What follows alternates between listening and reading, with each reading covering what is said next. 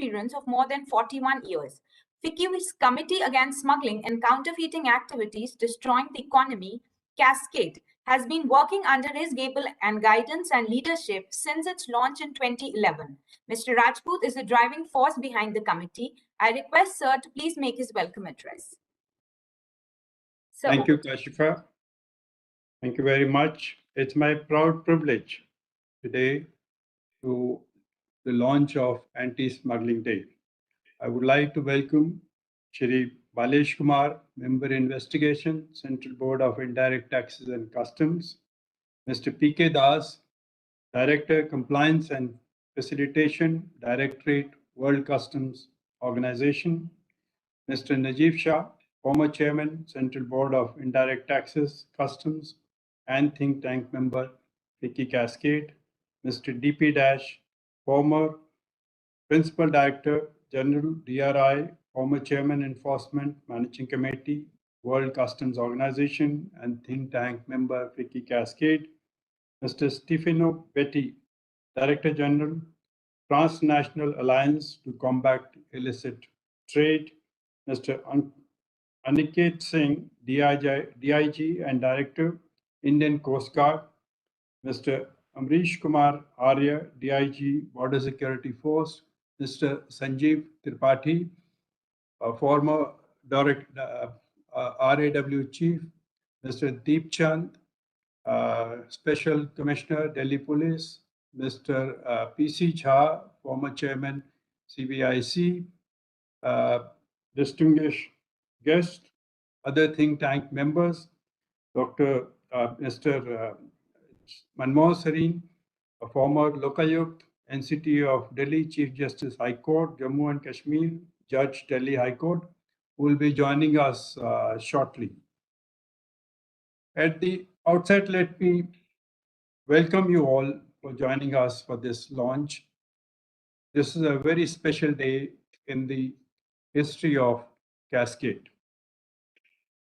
It is really very reassuring to have you all here. Together, we will relentlessly work towards generating greater awareness on addressing the illicit and damaging business of smuggling and its impact on the individuals, economies, and societies across the world. Traditionally, India has not been a market for branded goods. This, however, has changed in the last few decades. And this with the increasing purchasing power and greater access to modern lifestyle, fueled desire for better life for most Indians. And this has brought the attendant problem of smuggling and counterfeiting in the country. Industry is working around the clock and making greater investments in R&D to provide competitively superior products at a reasonable price and the best quality. Unfortunately, illicit players leverage this brand salience and with the end objective of making quick money illegally push these products, which many a times are of substandard quality into the market. This has over the years given rise to illicit activities such as smuggling of goods across borders, not only in India, but all over the world. According to the World Economic Forum, in 2020, illicit trade has resulted in an annual drain of 2.2 trillion, which is approximately 3% of world's GDP. The World Economic Forum Annual Global Risk Report also lists illicit trade and associated proliferation of illicit economic activity as a global risk, with the potential to cause significant negative impact for several countries or industries within the next few years, we are going to have several challenges. Smuggling is highly rewarding business where criminal entrepreneurs involved in such nefarious activities seek to exploit and indulge in regulatory arbitrage opportunities to gain economically. Transnational smuggling through international channels involving outright smuggling of products or misdeclaration, under-invoicing of values is a common and a rapidly growing problem in India as well as other parts of the world. Smuggling activities cause severe financial drain to the exchequer. According to 2019 study by FICCI Cascade, a large-scale smuggling in only 5 key industry sectors resulted a loss of 1,17,000 crore to the Indian economy. But what we typically overlook is the greater damage it causes to the nation, which becomes victim of such illegal activities. This is corroborated in the same report, which goes to estimate job losses to the tune of 16.36 lakh due to smuggling for the same industry sectors. Besides unemployment and massive financial losses, smuggling also creates large-scale destabilization by fomenting crime, generating black money, and funding devastating terror groups. Several studies indicate that most notorious terrorist organizations of the world, like Al Qaeda, ISIS, Hezbollah, and many others, are into illicit trade of oil, cigarettes, clothing, bags, mobile, antique, and list goes on. It depends where, what kind of arbitrage they find. They use the proceeds from smuggling to fund their terror operation and play havoc with the lives of the people. India is poised to be one of the most dynamic economies of the world. As nations grow and prosper, so does the ambition of those who are determined to wreak havoc to its financial, social, and overall well-being. Therefore, in the years to come, our challenge is going to be much bigger as illicit players will devise new ways and means to hurt our country's growth and development, thereby creating major hurdles for India and its aspiration of becoming a 5 trillion economy by 24-25. United Nations designates specific days, weeks, years, and decades as occasions to mark particular events or topics in order to promote its importance through awareness and action. Along with important days such as International Day Against Drug Abuse and Illicit Trafficking, International Anti-Corruption Day, there is also the United Nations Convention against Transnational Organized Crime. These international instruments promote cooperation to prevent and combat the global problem of such illegal activities more effectively. While there is widespread understanding on the enormity of the illegal transporter trade in drugs, wildlife, cigarette, arms, and ammunition, and trading items of many multinational organizations, strangely, people shy away from bringing smuggling as a major cause of illegal transporter trade. In order to emphasize and generate awareness that the root cause of illicit trade lies in smuggling, FICCI Cascade has taken the lead in launching Anti-Smuggling Day today. FICCI Cascade has decided to dedicate a day every year emphasizing the importance and magnitude of this global menace. As it gathers pace, it is bound to minimize the dreadful impact of smuggling and related activities. It is indeed reassuring to see that the policymakers, representatives from international institutions, enforcement agencies, members from industry, media, and consumers have joined us today.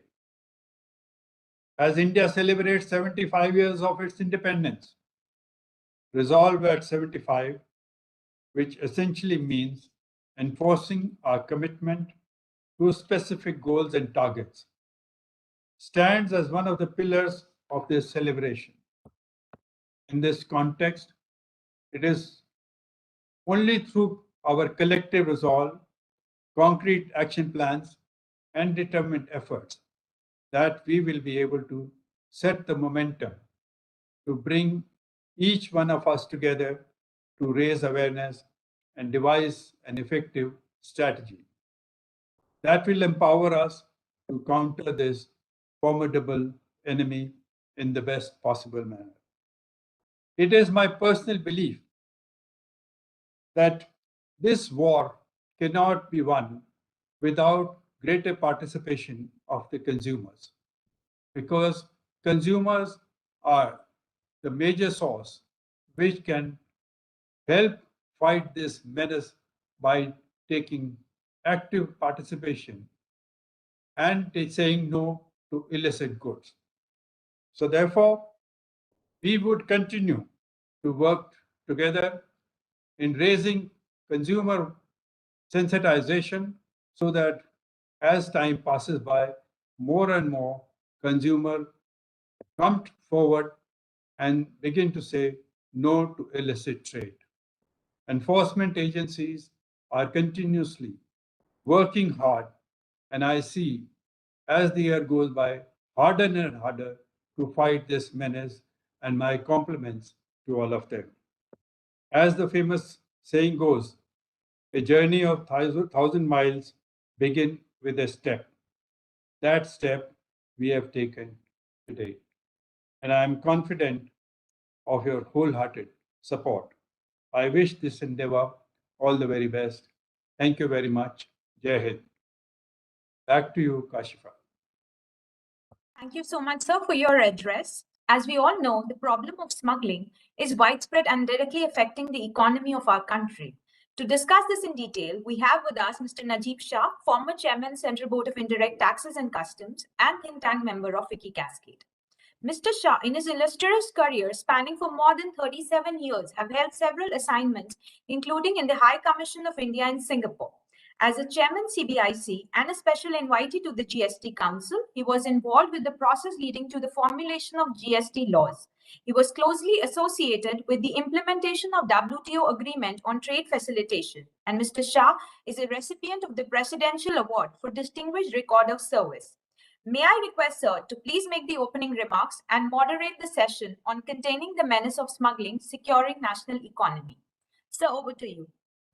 Thank you very much. Good morning, everybody. At the outset, let me compliment Mr. Anil Rajput, whose initiative it was to have an anti-smuggling day brought into focus. As he has eloquently brought out, the damage that smuggling causes to the economy globally is well known. 3% of GDP is a humongous amount. At the end of the day, smuggling, we should never forget, is an economic activity. It meets the gap between the supply and demand. And what FICCI Cascade, the think tank, has sought to do is to peg how much exactly the loss is, not just in terms of loss of revenue to the government of India, but also loss in terms of employment and the damage which such joblessness causes in the economy. The Fact of the matter remains, unfortunately, that while smugglers across borders have close cooperation, enforcement agencies, leave alone across borders, even within the country, suffer from lack of cooperation and coordination. And my belief is that what the Anti-Smuggling Day, apart from creating awareness in the consumers about the nefarious impact of smuggling itself does to the economy, brings into a common forum enforcement agencies, all of whom are tasked with similar objectives. Smuggling hurts the economy, and be it the customs, be it the DRI, the Apex Intelligence Agency under the Customs Organization, be it the Border Security Force, be it the Coast Guard, or be it any other agency, they're all concerned with ensuring the security and integrity of the nation is protected at all times. And Anti-Smuggling Day, apart from creating awareness amongst the consumers, also by bringing all these multifarious agencies on a common platform, will, I'm sure, increase coordination and cooperation and trust amongst agencies. So yes, like Mr. Rajput has mentioned, we have now commenced a journey of 1,000 miles, and I'm sure going forward, the coordination and cooperation will only increase. We have with us today a formidable array of distinguished speakers. So without any further ado, let me start the process of the session itself. At the outset, we have Mr. Stefano Betti from TRACIT. TRACIT is an acronym for the Transnational Alliance to Combat Illicit Trade. This is an independent business-led initiative created to mitigate the economic and social damages of illicit trade. Mr. Betti has worked for several years for the UN Office on Drugs and Crime and Interpol. He was involved with capacity building activities against transnational organized crime, corruption, and terrorism. He has collaborated with several international organizations, including the World Bank, on projects relating to the recovery of criminal assets. Over to you, Mr. Betti. We are all ears.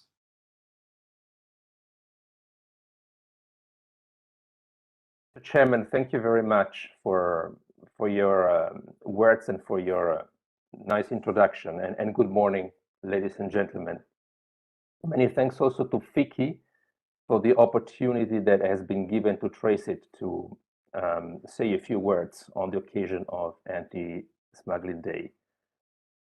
Smuggling is a very complex and multifaceted phenomenon. It is a vast subject, and there are many perspectives and many things that could be said and addressed in this regard. So I think in the little time that is available to me, I will just put forward a few key points from a global perspective for your consideration, and from a global perspective, actually. And so those are the points, by the way, that TRACIT, the organization that I am representing here, is busy addressing daily with our governmental partners, international organizations, and the business community at large, including FICCI itself. Right? So the term smuggling is itself the object of numerous definitions that circulate worldwide, and these definitions differ from each other depending on whether they are used in a legal, in a policy, in a law enforcement, or in an academic context. And there are also variations depending on the type of goods under consideration. Despite all the differences, however, it seems to us that all existing definitions have a minimum common denominator, which is captured in the idea of smuggling being a set of activities aimed at moving or facilitating the moving of goods across borders in violation of applicable laws. It's very broad. Same time, it is also very important to highlight that smuggling activities generate a wide range of economic and social impacts. And Mr. Raiput has already delved into them. Loss of revenues for governments, loss of regular employment opportunities for communities and individuals, loss of income and incentives to invest for legitimate businesses, threats to consumers. Think about just the circulation of substandard medical products, threats to the environment and ecosystems. Think about the smuggling of timber, which in many parts of the world is contributing to massive unsustainable deforestation, which in turn is leading and accelerating climate change. And then, yes, last but not least, empowering organized criminal networks for which smuggling activities are an important source of revenue and proceeds that are then reinvested in other criminal activities or used to consolidate territorial control in many parts of the world and finance their own infiltration in the legal economy, etc. So within Tracit, in addressing smuggling, whether in general or in relation to specific manifestations, we always find it useful to examine the problem in terms of its drivers, its enablers, and the possible responses that can be given to it. So let me just very briefly say a few words about the drivers. So firstly, when the ordinary people think about smuggling, they instinctively think about tobacco and alcohol. And these are actually products subject to a special form of taxation, excise duties, and experience shows that the existence of tax differentials across jurisdictions that concerns not only alcohol and tobacco, but other products. Tax differentials, especially between neighboring countries, are a very powerful incentive for smuggling activities, from the low tax environment towards the high tax environment. And the same reasoning applies to goods that receive governmental subsidies. While these subsidies are often introduced for the laudable cause of making basic necessities more affordable to consumers, the reality is that a good chunk of them often ends up in the pockets of smugglers.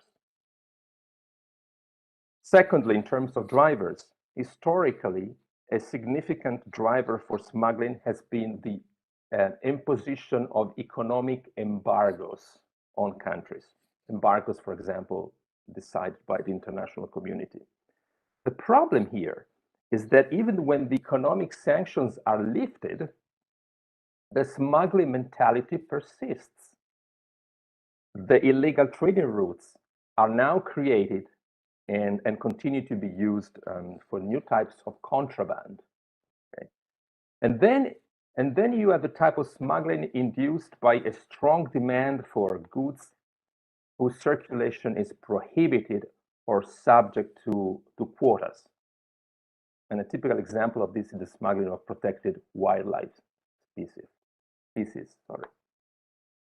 Turning very briefly to the enablers, the role that corruption plays in facilitating and making smuggling possible will never be emphasized enough.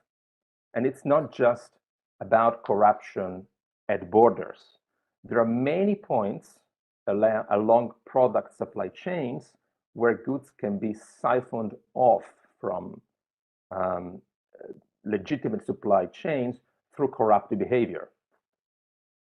Research has shown, for example, that medicines are stolen very frequently from hospitals and then smuggled thanks to bribes paid to doctors, to nurses, to hospital staff. We know that fake and tampered export licenses are provided by employees of regulatory agencies in exchange for undue advantages and so on and so forth. And it should also not be forgotten that smuggling networks rely heavily on the cheap and abundant workforce provided by members of disadvantaged communities, unfortunately, which often live in border regions and that would do anything to scrap a living. And unfortunately, these are very often the only people that get caught and brought to justice, while the kingpins remain at large. So, which leads me to say just a few words about the ways to respond to smuggling practices. And without claiming to be exhaustive, we think that there are 2 or 3 points worth throwing into the discussion, again, for your consideration. First of all, nowadays we have cutting-edge track and trace solutions available to industry and law enforcement to monitor the movement of goods throughout supply chains. We have GPS-based monitoring, we have solutions based on radio frequency, and most recently, blockchain is developing as a very innovative solution. Moreover, when track and trace solutions are combined with the use of the newest authentication solutions against counterfeiting, we really have powerful means to detect any leakages in supply chains. So there is really no dearth of highly reliable technological tools. What's still missing is the willingness, to connect them in a way to ensure their interoperability. And this applies to both proprietary and non-proprietary solutions. So in a way, to a good extent, the challenge is no longer a technological one. It's about coordination pure and simple.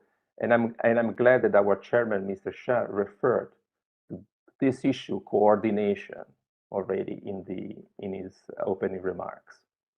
And it shows, in my opinion, that technology can become an amazing anti-smuggling tool, but also lead to detrimental effects. It may also lead to more fragmentation and silos. And it very much depends on the direction in which we decide to steer it. Secondly, a few minutes ago, I mentioned how tax differentials across jurisdictions are a powerful driver for smuggling. And I would add that in principle, countries are sovereign and free to set taxation levels to pursue their policy objectives. Often, for example, they decide to increase the excise tax on certain products to disincentivize the public from consuming those products on health grounds. The problem here is that too often these public policy decisions don't take into account the whole picture.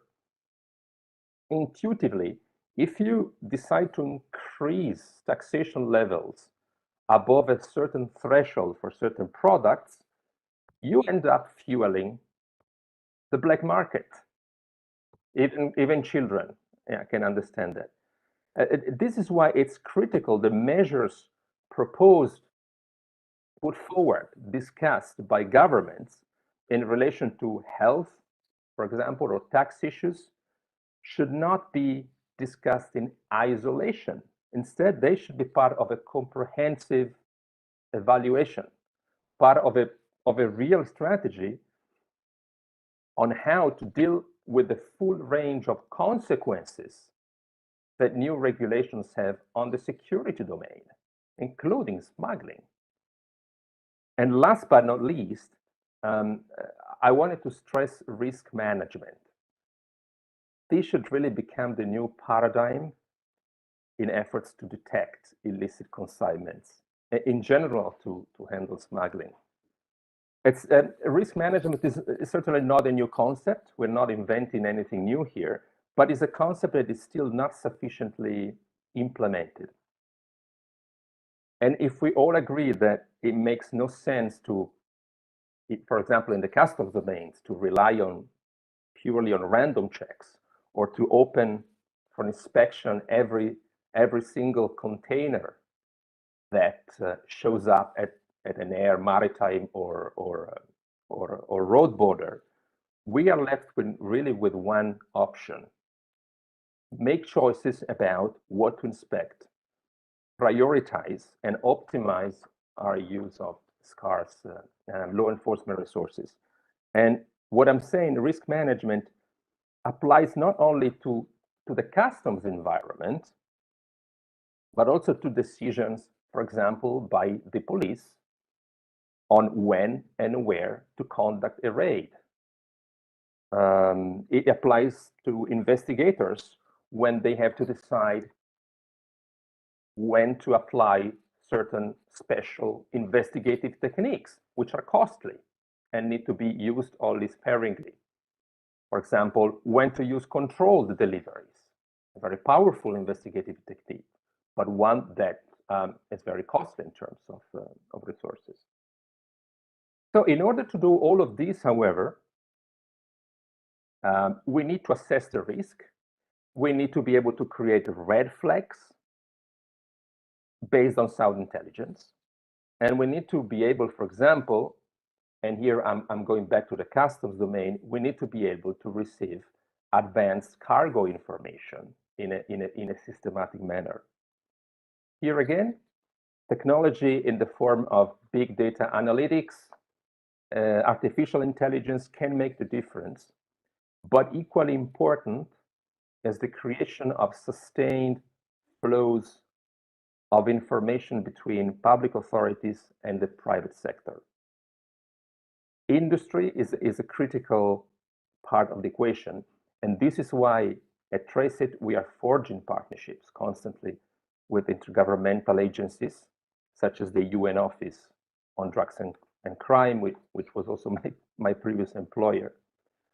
Partnerships to ensure, for example, that one of their flagship anti-illicit trade initiative, which is the Container Control Program, can benefit from private sector input, because this leads clearly to better intelligence for risk management.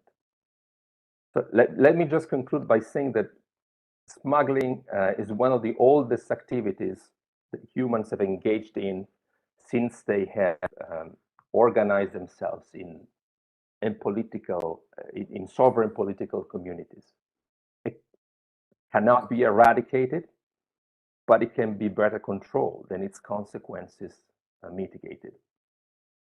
With that, I very much hope that this important event will contribute to rejuvenating efforts in this domain and really steer policymakers' agenda towards a renewed commitment and attention for this problem. And I thank you very much, Mr. Chairman. Over to you. Thank you very much, Mr. Bhatti. You have really covered a wide canvas, starting from the multiple definitions itself of smuggling. In India itself, we have a similar definition of smuggling in our Customs Act. It says that smuggling means any goods, in relation to any goods, means any act of omission or commission, which will make the goods liable to confiscation, right? Which in effect basically means violation of the laws which are presently in force. You'd be happy to know that we have a very vibrant and robust risk management system in India itself. Obviously, it is essential given the sheer volume of traffic and the need to focus on the riskier cargo and the riskier elements going through. We have also with us Mr. P.K. Das, who's the director, WCO, the World Customs Organization, which drives very many of the initiatives which you mentioned about globally across customs administrations. So thank you so much. But would you like to say something? Because we are aware also of Traceit's study on the impact of smuggling on SDGs, which we found very interesting. And last time your colleague, Mr. Hardy, had come here, he had highlighted that to us. Would you briefly like to tell us about that? Thank you, Mr. Chairman. We're very glad that FICCI has appreciated this report on the impact that illicit trade is having on slowing down the achievement of the Sustainable Development Goals of the United Nations. You're all welcome to look at the executive summary and full text of the report available on our internet page. It's basically the first report of its kind that tries to analyze the extent to which illicit trade in 12 critical sectors is making the achievement of the UN Sustainable Development Goals more difficult. And basically the main finding of this report is that illicit trade is a very significant drain on achieving most, if not all, of these goals that the United Nations has set for countries to achieve by 2032. So you have individual illicit trade sectors like illicit trade in forestry, in tobacco, in oil, in alcohol, that have a direct or indirect impact on average on the achievement of 8 to 10 sustainable development goals. So it's a report that aims to wake up in a little bit the conscience of the international community of policymakers to understand illicit trade not just and not only in terms of loss of financial revenues, but also in terms of its very serious impact on the achievement of public goods and basic social needs and social issues. Thank you very much. And again, reacting to the striking a balance between the imposition of a tax and the consequences of the imposition of tax. I have been a tax administrator, and I can assure you it's an extremely difficult call because on the one hand, you impose a tax not just for raising revenue, but for very many social reasons, like you rightly pointed out. And we also, at that point of time, do weigh the consequences and assume that we have made the right calls, but not always right, as we discover later. But thank you so much for your presence, for your words, and we surely have very many takeaways from your talk. Our next speaker is Mr. Aniket Singh, DIG and Director, Anti-Smuggling and Narcotics Control from the Indian Coast Guard. Incidentally, the Indian Coast Guard celebrated its 46th raising day very recently. Just to give you some backdrop, the Coast Guard itself has a force of more than 158 ships and 70 aircrafts, has worked very closely with the customs administrations over the period of time. They have been extremely cooperative with the customs administrations in detecting very many cases of gold in the good old days and narcotics currently. Mr. Aniket Singh is a specialized meteorological officer who has commanded 3 Indian Coast Guard vessels in this past. He was awarded the DGICG commendation in 2013. At present, he is the Director Anti-Smuggling and Narcotics Control at Coast Guard Headquarters, where he has coordinated very many anti-narcotics operations. Over to you, Mr. Aniket Singh. Thank you, sir.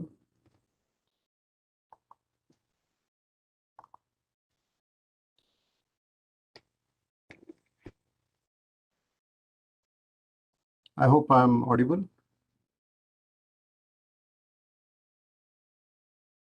Good afternoon, and thank you once again. I'll deliver my talk with a small PowerPoint presentation. I believe it will be easier for the audience also to know and understand on this very subjective topic.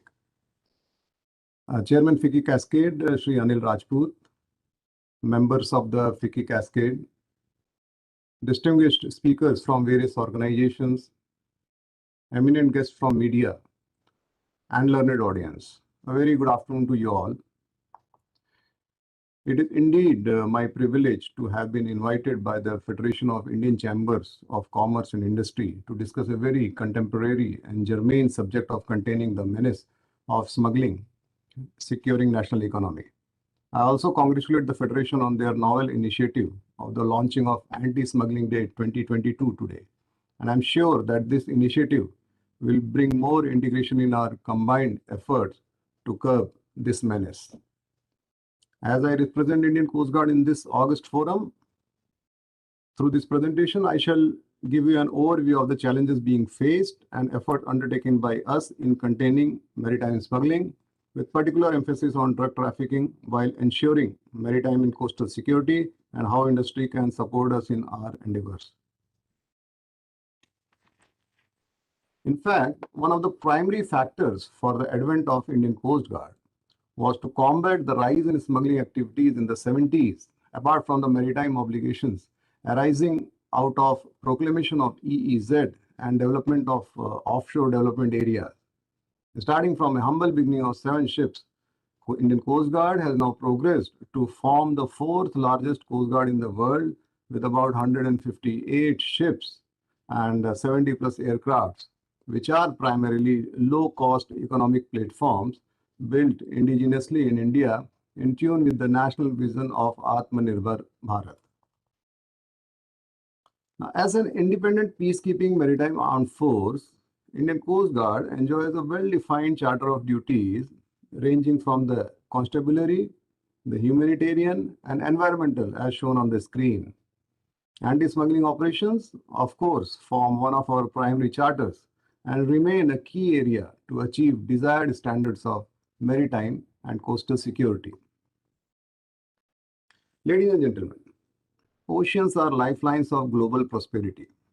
And with about 80% of the volume of goods carried by sea routes, ensuring freedom of navigation for legitimate trade and its security through a robust maritime security framework gains prominence. I'm sure you would agree. Securing the assets and resources within the maritime zones, as also to establish the sovereign rights and mitigating the threats emerging from the maritime realm, is the ultimate aim of maritime and coastal security. Now, before I highlight the threats and challenges that need to be addressed, it would be prudent for me to draw your attention to the gamut of assets in the maritime zones of India and associated vulnerabilities, just to prompt you on the stakes involved. India possesses considerable infrastructure and assets of economic importance along the coastline as well as in the maritime zones. Our 7,500 plus kilometer long coastline has witnessed phenomenal growth during the past decade, not only in terms of populace, but infrastructure also. The coastline today is hence abuzz with activity and harbors a host of industrial units, ports, military installations, refineries, nuclear power plants, and strategic oil reserves. Undoubtedly, this bodes well for the Indian industry, and it's bound to act as a catalyst for further economic and social development. Moving seaward from coastline, India's 2.1 million square kilometer exclusive economic zone, and this is a huge number, about 1.5 times bigger than our landmass. It holds a plethora of maritime interests, including oil, offshore installations, non-conventional energy potential, and the living and non-living resources, including fish and mineral wealth on the seabed. Also, operating out of our coast is our fishing industry, comprising over 2.5 lakh registered fishing boats with about 4 million strong fisher community and a central source of food and livelihood for a large section of economically backward population, especially in coastal areas. Our vast coastline and even larger EEZ make it susceptible for exploitation for anti-national activities, smuggling being one of them. The major challenge, hence, is to deny the use of seas for inimical purposes and protect the critical assets and resources. Providing coastal and maritime security to our coastline and EEZ is not easy, but rather a complex and challenging task. I would now present before you one of the issues of concern, as previous speakers have also talked about it. It is not only an issue of concern for us as a maritime law enforcer, but also a threat to national economy and society at large. Yes, I'm talking about smuggling of narcotics and contrabands through maritime routes. India, due being wedged between the world's two largest areas of illicit opium production, with the Golden Crescent, or the drug crescent as we should call it, in the west, and the drug triangle on the eastern side, make us vulnerable to transit, trafficking, and consumption of opium derivatives in various forms along the known trafficking routes. The modus operandi of the drug traffickers keeps on evolving, and we have to be one step ahead of them in order to subvert their nefarious designs. I am indeed proud to inform this August gathering that the zero tolerance approach adopted by Indian Coast Guard against transnational drug trafficking has resulted in back-to-back seizure of narcotics in various intelligence-based operations, and I must thank our intelligence agencies for that. And it is believed to have successfully disrupted the southward flow of drugs in Arabian Sea, while also pushing them much beyond the limits of our exclusive economic zone. We are also maintaining close liaison with our neighborhood littorals, and as a result of information sharing by Indian Coast Guard, the Coast Guard of littoral neighbors have also seized sizable quantities of drugs in their maritime zones, thus making our region more safe. The details of narcotics and contrabands seized by Indian Coast Guard is as shown on the foil and reflects our crusade against the international drug trafficking syndicates in the recent times.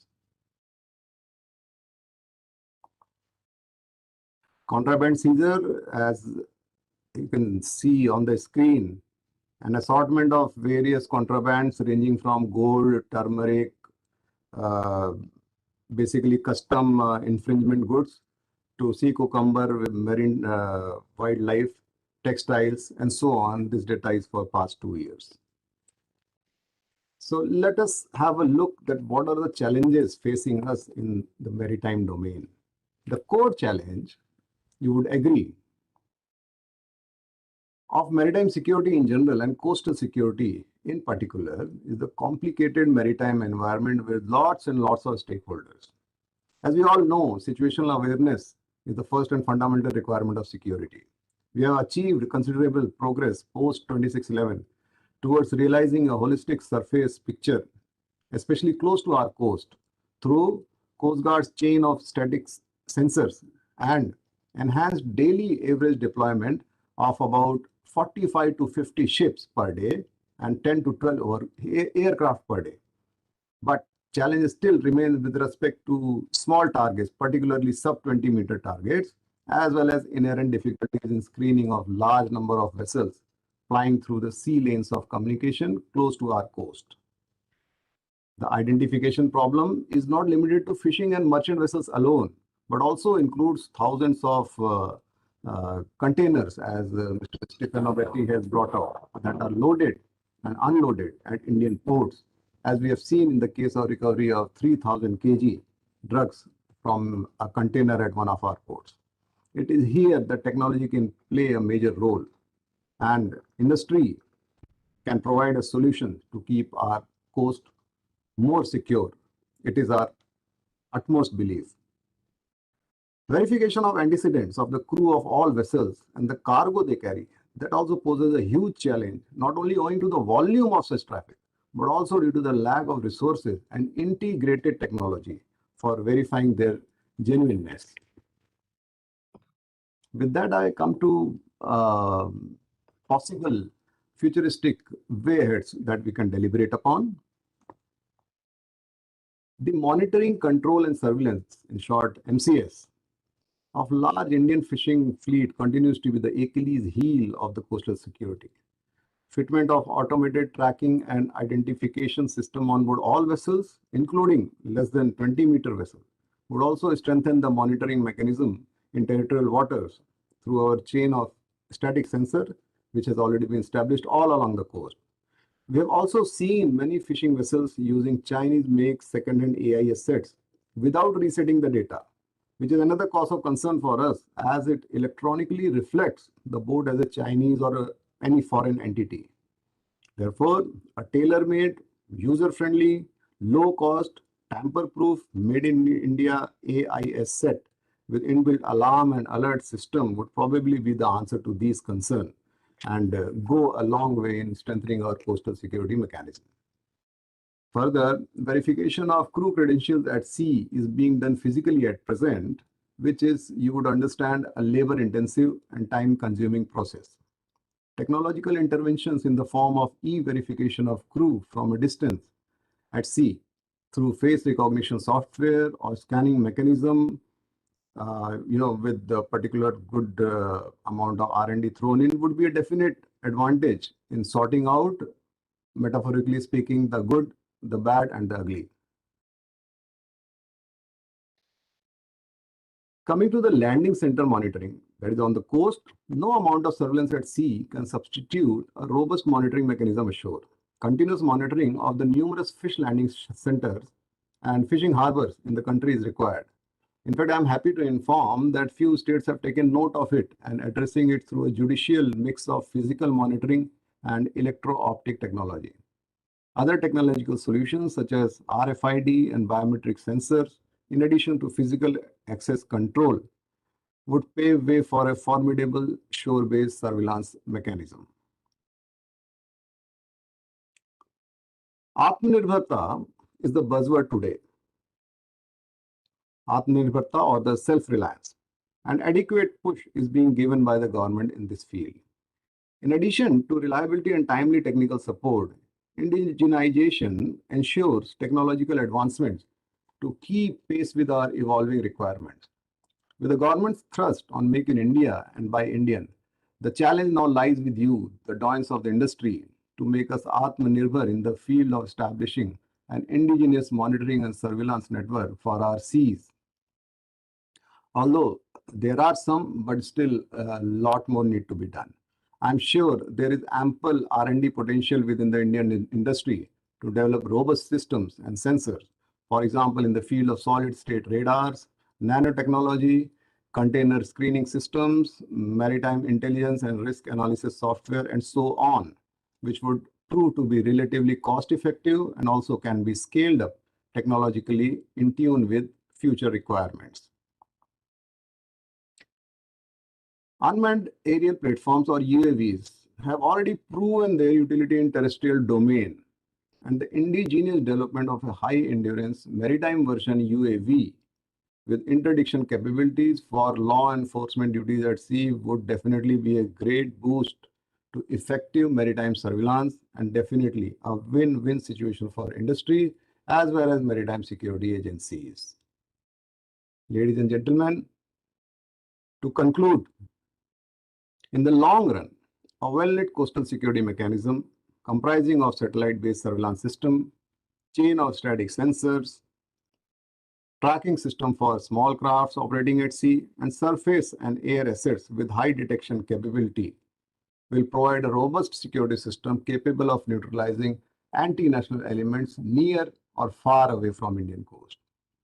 The Indian Coast Guard looks up to industry to give us added teeth in the form of state-of-the-art platforms, sensors, communication and surveillance equipment, both hardware and software, which are cost-effective and maintenance-free largely, and would definitely go a long way in keeping our sea area safe and secure, thereby allowing our economy to thrive. I would like to end my presentation with a quote which I think aptly recognizes the contribution of industry in serving the growth of national economy. And before concluding, I would like to express my gratitude to FICCI Cascade for organizing this discussion and also congratulate the winners of the online art poster making competition on Anti-Smuggling Day. With this, I conclude. Thank you, Jai Hind, and Vayam Rakshana. made a very passionate plea to FICCI, and I'm sure they'll be hearing you to extend all cooperation and coordination to strengthen your technological prowess to meet the challenges of smuggling. Would you like to tell us something about your experience itself with the cooperation and coordination which you have had with customs operations on the field? That will be something which will be very interesting for us to hear from you. In fact, as I said earlier, that in the 70s there was rise in smuggling activities, and the formulation of Coast Guard was the result of one of these factors to combat these nefarious activities at sea and enforce rule-based order and law enforcement activities at sea. Customs, yes, we have been in close coordination with customs and other agencies, even like DRI or other law enforcement agencies. We have had various operations, and as I told you, in fact, when I was showing the list of contrabands where we had seized some gold and textile, and all these all are custom infringement goods. So these all operations were done in association with custom and likewise agencies. And we really have a good rapport, maintaining close liaison, had a string of successful operations with these agencies, and we definitely look forward to do much more in coming times. Thank you.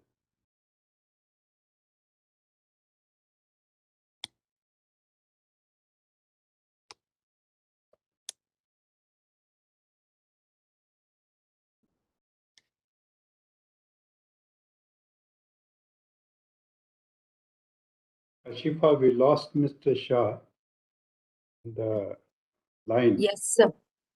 Should we wait for a second for him to reconnect, sir? Yes, please.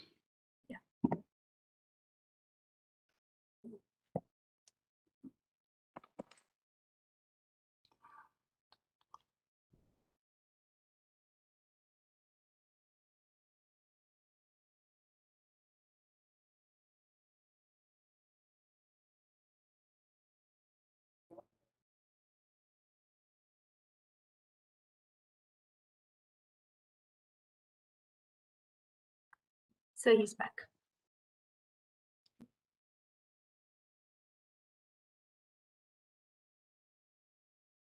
Mr. Shah, can you hear us? Yes, I'm sorry. I just got cut off for a minute. I can hear you. Thank you so Yes. much, Mr. Aniket Singh. We move on now to our next speaker, Mr. Amrish Kumar Arya. Incidentally, the BSF also celebrated its raising very recently in the month of December. They are by far the largest border guarding force in the world, and they have some of the most challenging borders, 4,000 odd kilometers in Bangladesh, 3,000 odd kilometers in the Pakistan border. And we are very, very proud of them and the cooperation, the coordination they've been having with the other forces working on the border. Mr. Arya himself has an experience of more than 31 years in border management. He has vast experience in anti-military and anti-Naxal operations. He has also served in the SPG. Over to you, Mr. Arya.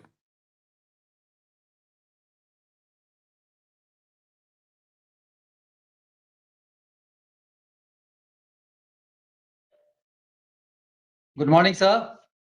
First of all, I want to congratulate FICCI Cascade for organizing WebEx program on the tackling of the menace of smuggling in the country and bringing all the law enforcing agencies together on one single platform. I also congratulate FICCI Cascade for launching the anti-smuggling day today, that is 11th February, and hope to achieve the aim. Sir, a little bit about the BSF, sir. So BSF, as you know, that it was raised in 1965, and one of its peacetime task is to prevent transborder crimes. And in the transborder crimes, smuggling is one of the major activities. Sir, India has 15,106 kilometers of land border, and out of that, we are manning 4,096.7 kilometers of borders with the Pakistan and 4,096.7 kilometers of borders with Bangladesh and 3,323 kilometers of border with Pakistan. The major smuggling activities on Pakistan border, as all of you are aware, is of narcotic items, arms, ammunitions, and you must be getting the news through various dailies. Recent activities of drones, which we have shot down a number of times. But at the same time, we are having smuggling activities of day-to-day commodities, including timber, food grains, precious metals, gold, silver, currencies of other countries, euro, dollar, Saudi riyals, and narcotic substances, including ganja, heroin, yaba tablets, fancy dial items, and little bit incidents of seizure of arms ammunition as well. For layman, the border is a straight line between two countries, but on ground, the alignment of the border is very complex and very difficult to comprehend. Even at times, we are also find it difficult to comprehend where the border lies. The international border boundary is starting from the Sundarban areas in West Bengal, which is a peculiar, which has a peculiarities in itself, passes through various nalas, through rivers, through various villages. You would find that half of the village lying on India's side and the remaining part of the village on Bangladesh side. And at the same time, you would find that IB passing through houses, the kitchenettes in Bangladesh and the rest of the houses in India. So it is very difficult to man this kind of border.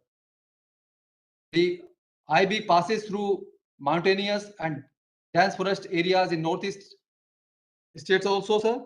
So they makes the task of border security force, the largest border security force, as you all know, BSF, very, very difficult. So starting from scratch in 1965, BSF has been able to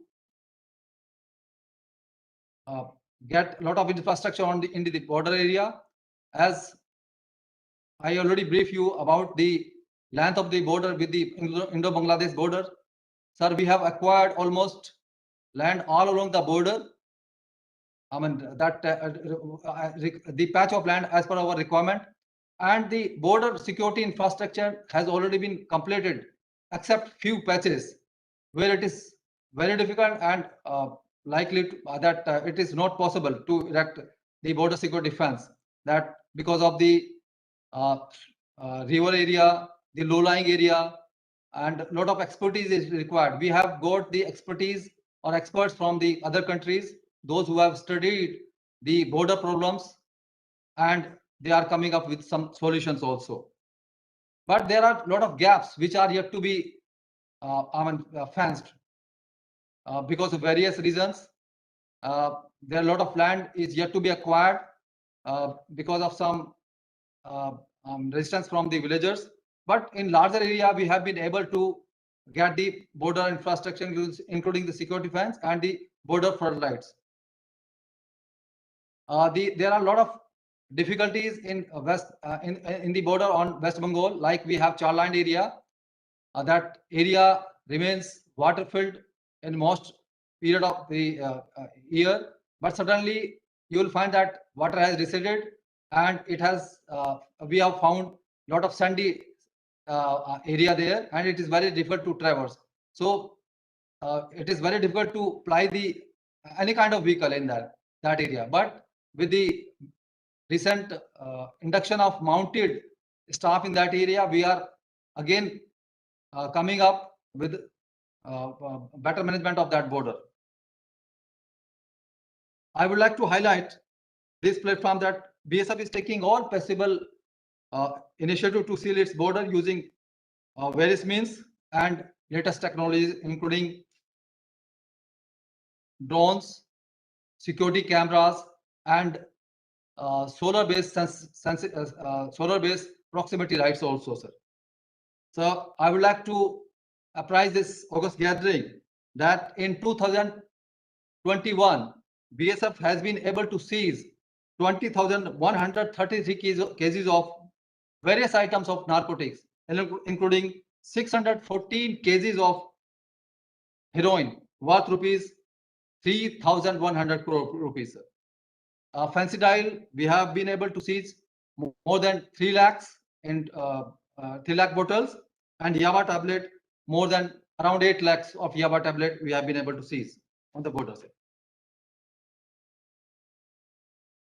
So recently we have inducted or we have placed high resolution cameras all in most sensitive part of the border area all along the Indo-Bangladesh border as well as on Indo-Pakistan border also. And the work is also under progress. We have recently received a lot of project concurred from Ministry of Home Affairs, and the work would be starting during this year, sir. But the area which is unfenced remain a challenge for border security force. But with the help of local population, we have been able to contain the smuggling in that unfenced area also, sir. And we have also taken initiative to impart the education about the harms of smuggling in the border area. We are carrying out a lot of education programs for the border areas. Even we have started training the youths in the border area so that these people, those who are lured because of the making of easy money in the border area, we have trained them to go for the competitions, and we have yield good results. Sir, this year, sir, we are imparting training to approximately 5,000 students in the border area, so that these people or these students, they are able to keep themselves away from the smuggling activities and are able to fight or go for the competitive exams. And we have given them training to get themselves recruited in BSF as well, and the other paramilitary forces also, sir. Sir, BSF has been able to recover goods from all kinds of means of transportation, including from the cycles, from the motorcycles, from the trucks. And you would be surprised to know that recently we have recovered currencies worth 10 lakhs of foreign currencies worth 10 lakhs rupees from the tire tubes of the motorcycle cycle. And day before yesterday, sir, we have been able to bust a factory. A few days back, a factory from one of the areas of border, which was into the making of illicit fancy dials, and fancy dial worth lakhs of rupees has been seized from them. They have got all the labeling, everything which was akin to the real manufacturer, but we got the verification from them that it was all illicit. As you know, that it is very easy to earn money through smuggling activities. Therefore, we are also conducting various civil action programs in border areas. We are getting the aids from Ministry of Home Affairs, and you also know that because of all these smuggling activities, the demographic pattern in the border area has changed, because it is very easy to make money in the border area. But through these civil action programs, we are engaging the people into different activities, different business activities, and it has yielded good result. Sir, we have been receiving, or we have been conducting programs in coordination with various law enforcement agencies, and we have received good cooperation from them also. So I look forward to get the same kind of cooperation in future also, sir. And with this, I conclude my presentation, sir. That's all, sir. Thank you, sir. Jai Hind.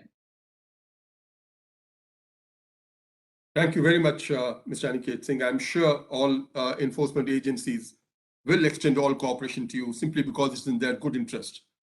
We also deeply appreciate the fact that you work in extremely challenging areas of the border and are doing yeoman service for the security of the nation.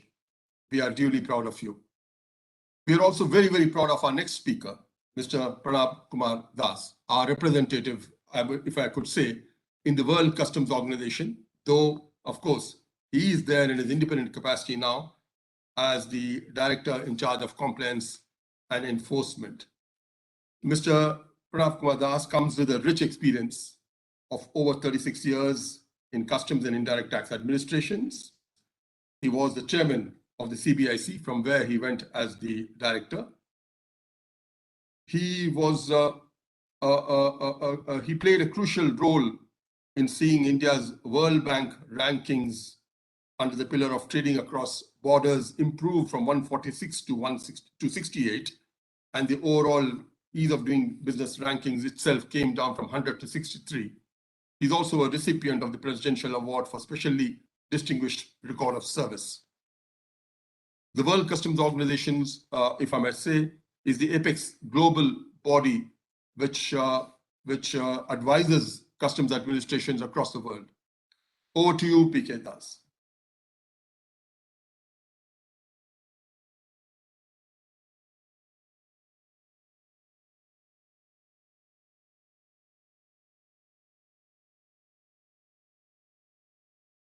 You are on mute, Mr. Das.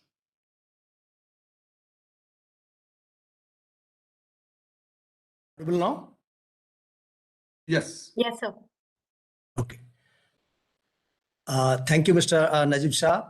Dear Mr. Anil Rajput, Chairman of FICCI Cascade, Mr. Balesh Kumar, Justice Mr. Sareen, distinguished panelists, delegates, and participants.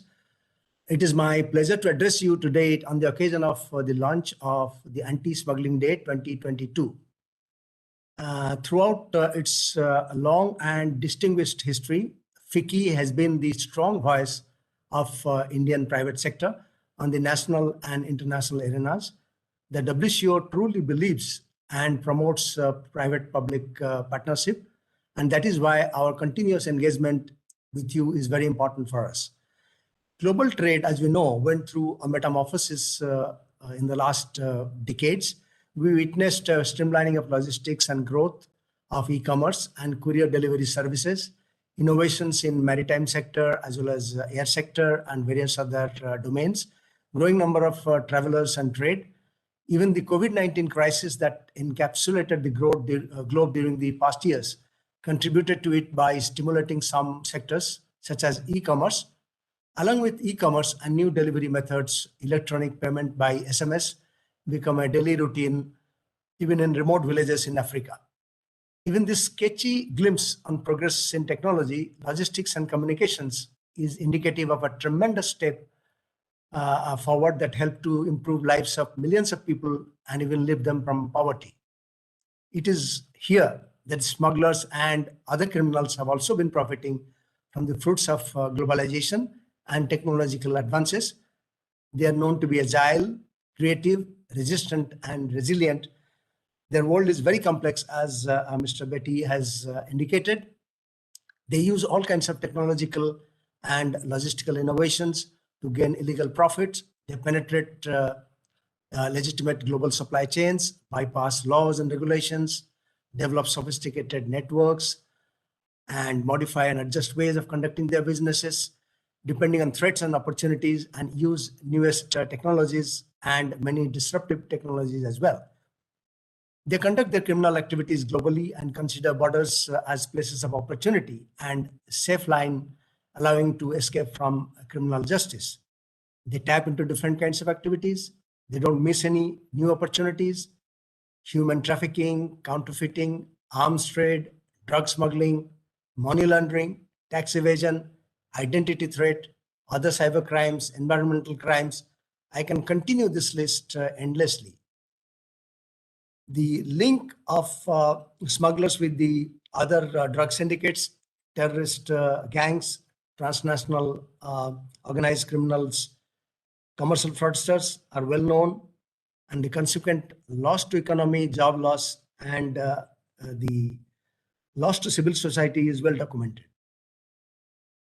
In this context, custom functions also evolved as well. Customs is not only an agency that provides fair revenue collection and equal market access, it also plays important role in protecting people and fighting against threats posed by the terrorist and criminal gangs. Traditionally, we have been noticing public sector being more bureaucratic, difficult to change, not ready to adverse events, not ready to coordinate.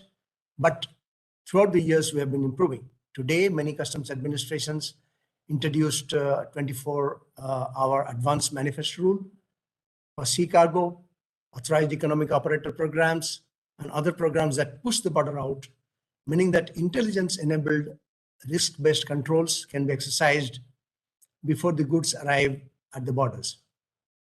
Airline industry introduced trusted traveler programs, and we have been seeing significant uptake in the exchange of passenger name record data between airlines and customs and border authorities for risk management. On the technology front, there have been improvement and important development, allowing for better detection of illicit materials, be it drug dissolved in liquids, weapons, ammunitions in the hidden compartments of the vehicles, or counterfeit medicines that look exactly like original ones.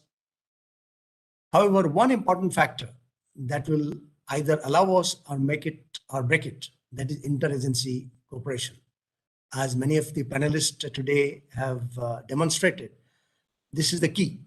In the interconnected and globalized world, never has the interagency cooperation been so critical for the successful outcome of investigation and prosecution. Nowadays, it is often the case that one agency acts on behalf of other. For example, in some countries, customs are in charge of passenger or phytosanitary controls. It is also often the case that customs and other law enforcement agencies have overlapping areas of responsibilities, leading to sometimes competition of otherwise natural allies. Yes, customs and various law enforcement agencies, they have different operational approaches, cultural backgrounds, and maybe strategies. However, what unites us is a common goal to make the whole world a safer place. We all learned that trade facilitation can only take place after robust mechanism of risk management and targeting are in place to ensure that the illegal goods are detected and prevented from further movement through the trade corridors, and to make the supply chain more secure and integrity is maintained. While customs has invaluable expertise in trade, it may need support in investigation once illegal trades are detected and seized, maybe seized by other agencies. In addition, other national law enforcement authorities, including police, are very important intelligence to be used for customs border enforcement activities to protect our citizens and economy. And this is where we need the expertise, knowledge, goodwill, and the common will to protect society. As Mr. Betty had indicated, illicit trade is the area our common interest where our cooperation is critical. How illicit trade has impacted sustainable development goal, his studies have indicated. As we all know, World Customs Organization is a global voice of customs administration around the world. 184 customs administrations collectively process approximately 98% of all trade. As a global center of customs expertise, WCO is the only international organization with the competence in customs matters. In the enforcement domain, we are specialized in 6 major programs, namely drugs, environment, that includes protected flora and fauna, CITES, as well as waste and ozone depleting substances, security, export controls, arms and ammunition, counter improvised explosive devices program, to name a few, IPR, cultural heritage, anti-money laundering, counter-terrorist financing. We develop and provide tools and instruments to our 184 member administrations support their capacity building efforts, and coordinate international operational activities together with our partners, including many of the joint operations where we use our other regional entities like RILOs, international organizations like Interpol, Europol, OLAF, and many of the world bodies and international organizations like World Health Organizations, United Nations, Organization of various other international organizations. When it relates to tools and instruments aimed at enhancing cooperation between law enforcement agencies, in March 2018, during 37th session of the WCO Enforcement Committee, WCO launched Customs Police Cooperation Handbook. This handbook, jointly drafted by WCO and Interpol, was developed to provide more understanding about the complementarity of each institution, identify opportunities for closer cooperation. The handbook also addresses the customs police cooperation at the national level by not only providing different cooperation models that exist today, but also suggesting an assessment tool allowing to evaluate the status quo between customs and police at the national level.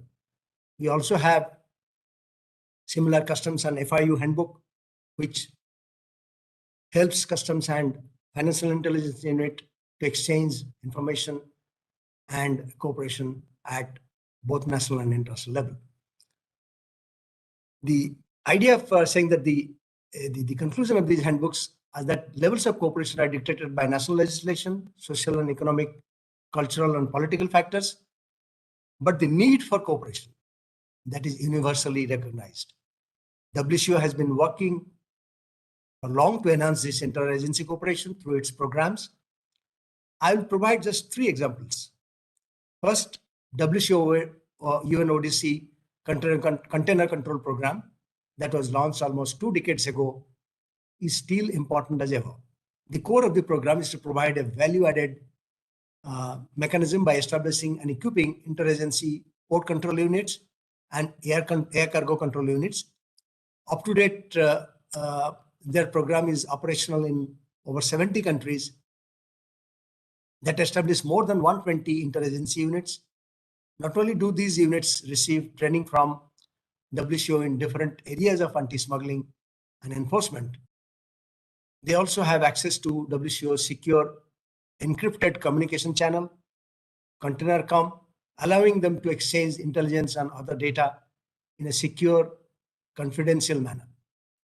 Due to their interagency nature, these units manage to overcome the red tape barriers, reduce the time of response to any inquiry regarding the database search addressed to a partner agency, eventually leading to a wealth of seizures of a wide range of prohibited and restricted goods, such as explosives, weapons and ammunition, drugs, stolen vehicles, cigarettes, timbers, counterfeit medicines.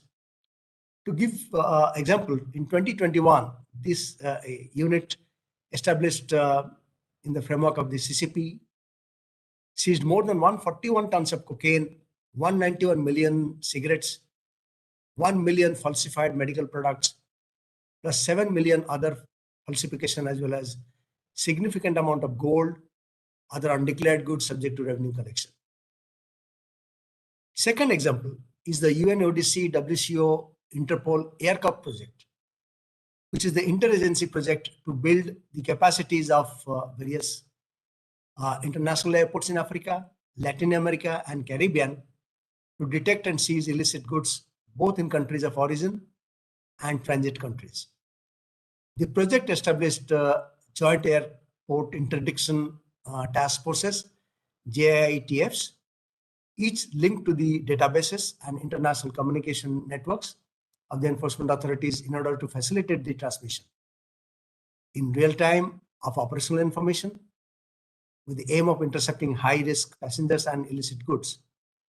The project also fosters the sharing of information between the services at the national and international level and promotes a control approach based on risk analysis, targeting with a view to combating drug trafficking and other trafficking of prohibited goods.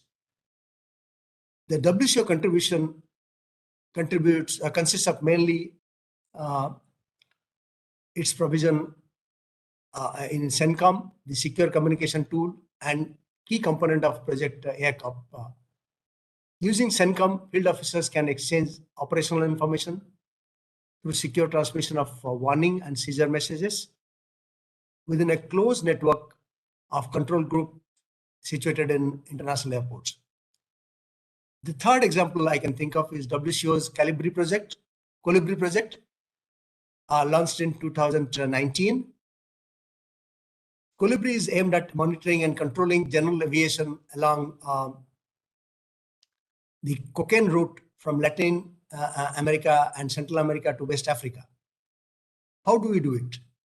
We developed an innovative tool that brings different law enforcement agencies such as customs, police, air cargo, airport controllers, security agencies together, civil aviation authorities, allow them to cooperate in a swift manner.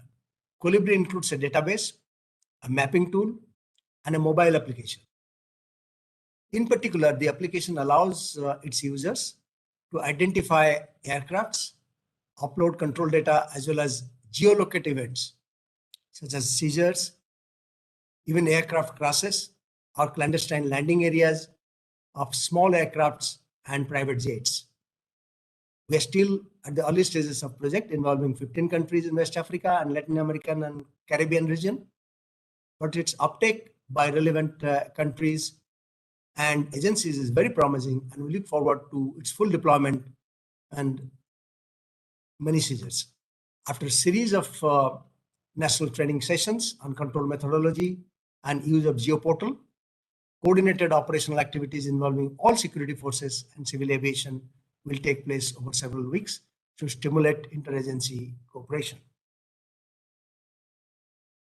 On the international level, and in the spirit of good cooperation laid out by the Customs Police Cooperation Handbook, Customs FIU Handbook, both WCO, Interpol, and FIU, they established a practice of regular senior management meetings that are firmly embedded on our calendars.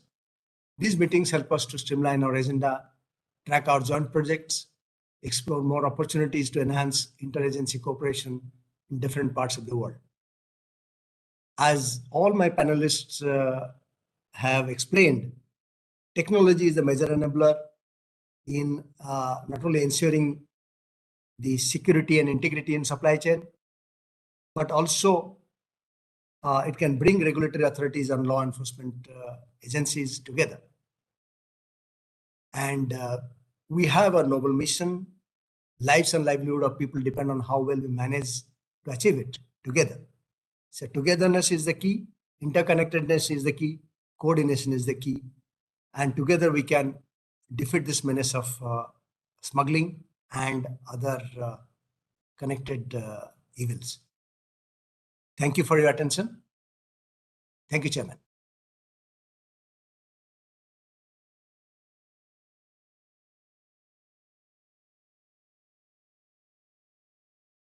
Mr. Shah, are you there? Yes, I'm there. Thank you so much, Mr. Das, for your very, very detailed talk. It has been most educative. Did the WCO notice any unique developments during the pandemic itself and the challenges which the enforcement officials had across the globe in meeting those challenges of the pandemic-related smuggling? Thank you, Mr. Shah. This is a very important question. So what we have noticed is the coordination. It is not the coordination amongst the regulatory agencies or the enforcement agencies. It is also the coordination with the private sector. For example, during the last Operation Stop to enforce the activities, the customs activities to enforce against the counterfeit medicines and counterfeit vaccines, we have started interacting with the major producers of vaccines. We took them on board. We had series of sensitization program of customs authorities, our RILOs, our the national contact points, the international agencies like UNOCT, UNODC, WHO, Interpol, Europol, OLAF, and what we have noticed is the coordination and the mindset to address the issue together. That is most critical thing, and that we somehow overcome because of the fact that everybody is impacted by pandemics, and everybody knew that customs has a major role to play in cross-border facilitation of illicit vaccines, cross-border facilitation of illicit medicines, and to protect society at large. So that is where our commonalities of interest converged, and we could overcome, and large amount of seizures and various modus operandi could be detected. We could reach out to many of the stakeholders. We could get real-time exchange of information. And as I say, the coordination and real-time exchange of information is the key. And that is what is the one which we noticed is the key for future. Once we stay connected, we stay connected with the help of the modern technology, we stay connected with the help of the mindset, we stay connected with the help of attitude to protect the society. That is where our convergence of interest lies. That is where we have noticed in World Customs Organization, that is where our major joint projects, our joint operations have become successful whenever we did exactly that. Thank you so much, Mr. P.K. Das, for having taken time off and joining us. We do appreciate your presence here, and thank you for your speech. Thank you, sir. Our next speaker is Mr. Balesh Kumar. Balesh has also had an extremely illustrious career in the Customs and Excise. He is currently the member investigation in the Central Board of Indirect Taxes and Customs. He has worked in the UPSC. He has been in the Ministry of External Affairs. He has been in the Indian Consulate in Dubai. He has been Special Director, Enforcement Directorate. He was Director General of the GST Intelligence and also the Principal Director, DRI. He is nominated as the co-chair of Asia Pacific Group on Typology of Money Laundering and Terror Funding, and is a proud recipient of the Presidential Award for Specially Distinguished Record of Service. Over to you, Mr. Balesh.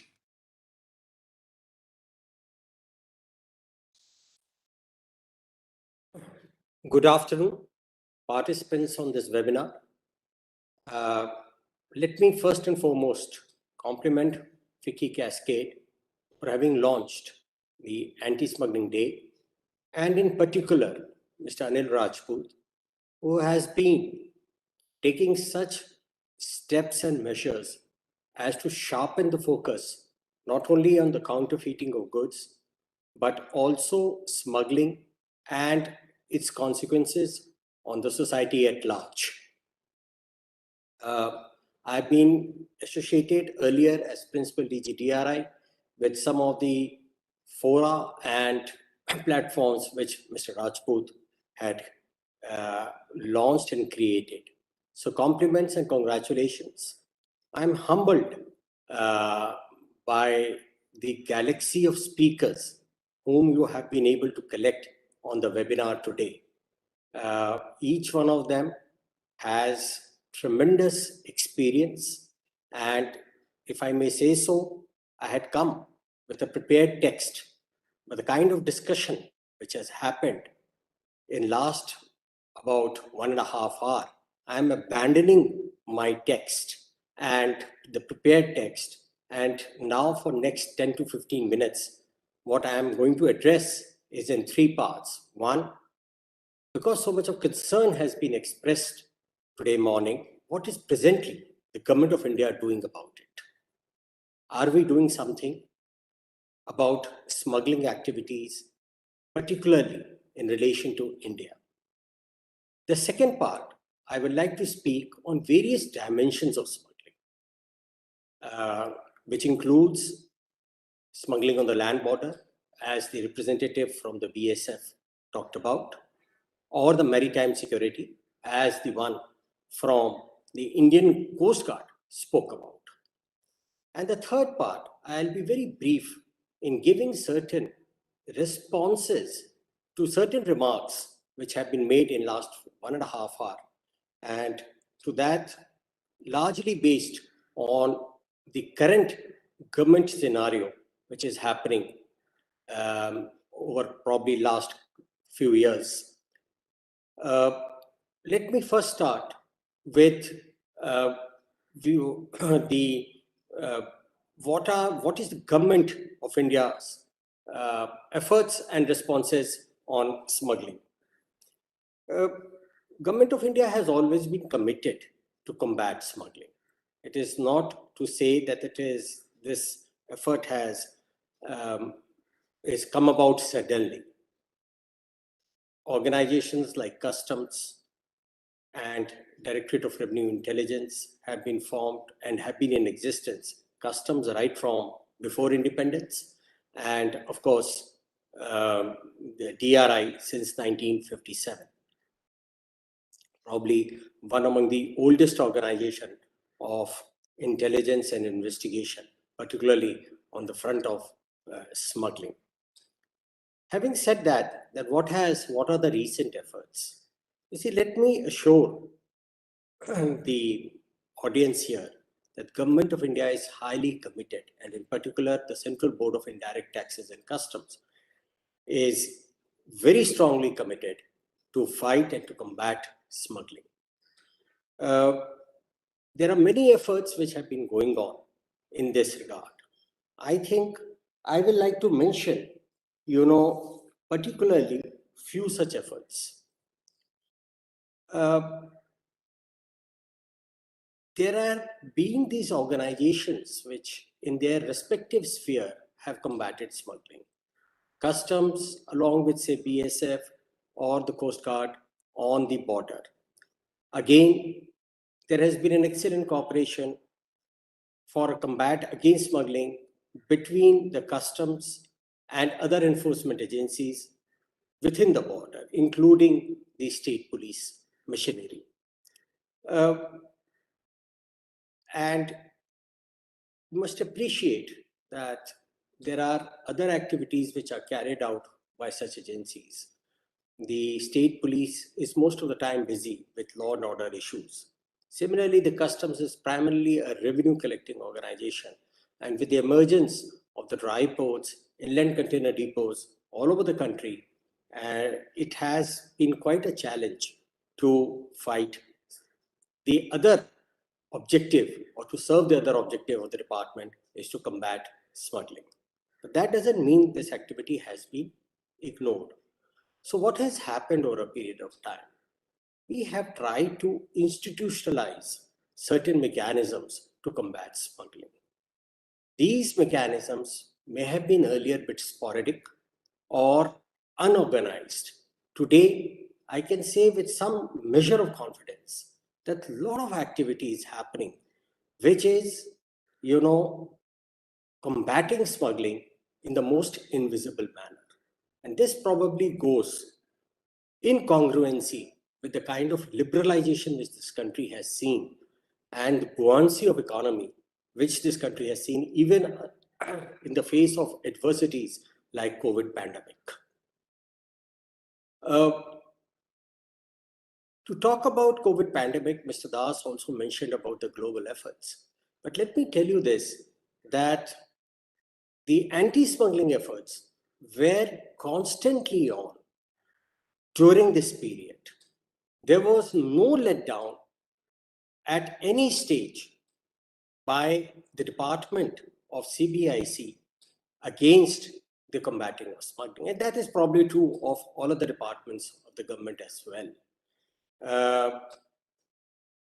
Here I may mention that our Honorable Finance Minister, in the budget speech, chose to talk about the kind of commitment which was shown and demonstrated by the customs officers. During the period of pandemic, we lost quite a number of lives, over almost 150 officials at various ranks. But keep this in mind, that these very custom officers were on the forefront to not only clear goods which were so essential for saving human lives in India, whether it was the import of medicines, whether it was in the first phase import of items like mask or that thermometer.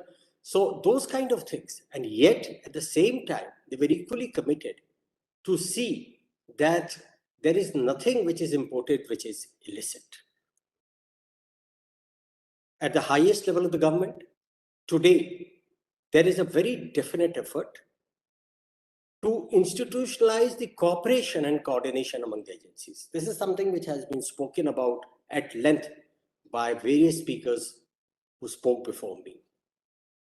These institutionalized examples would be, there is something called Multi-Agency Center, MAC, which is run under the aegis of Intelligence Bureau, and where almost every agency is meeting on a platform on daily basis. One of the recent additions for transmission of information and intelligence within the governmental setup is something called NATGRID. Now, NATGRID is functioning as a very efficient organization where there is, on real-time basis, flow of information as well as passing of intelligence to the concerned agency which is responsible for that kind of an offense happening. FICCI Cascade, as early as 2019, had highlighted some of the major adverse impact of smuggling on the economy, including on employment. I may add certain economic security consequences of smuggling, which include, first and foremost, on the creation of a black money.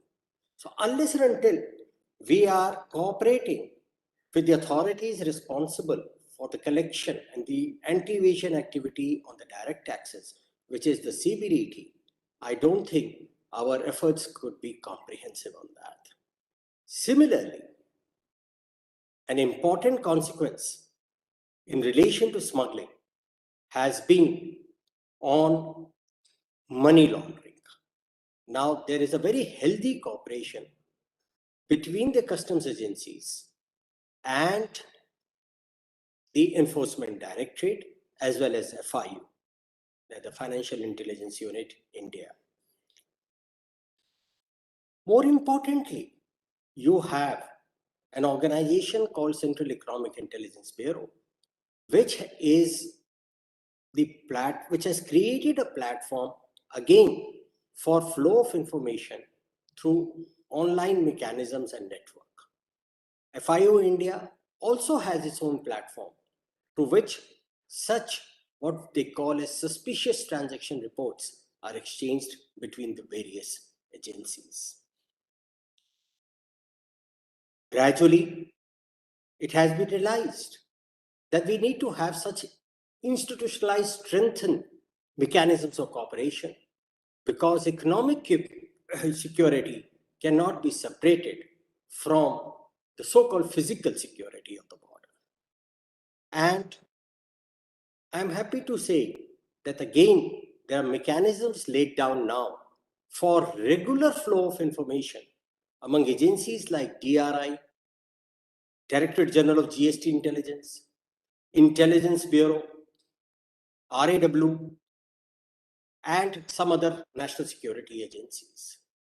So today, in the eyes of the government, security is a very comprehensive problem, and it is being dealt with very comprehensively through multifarious activities of multiple agencies in a very coordinated manner.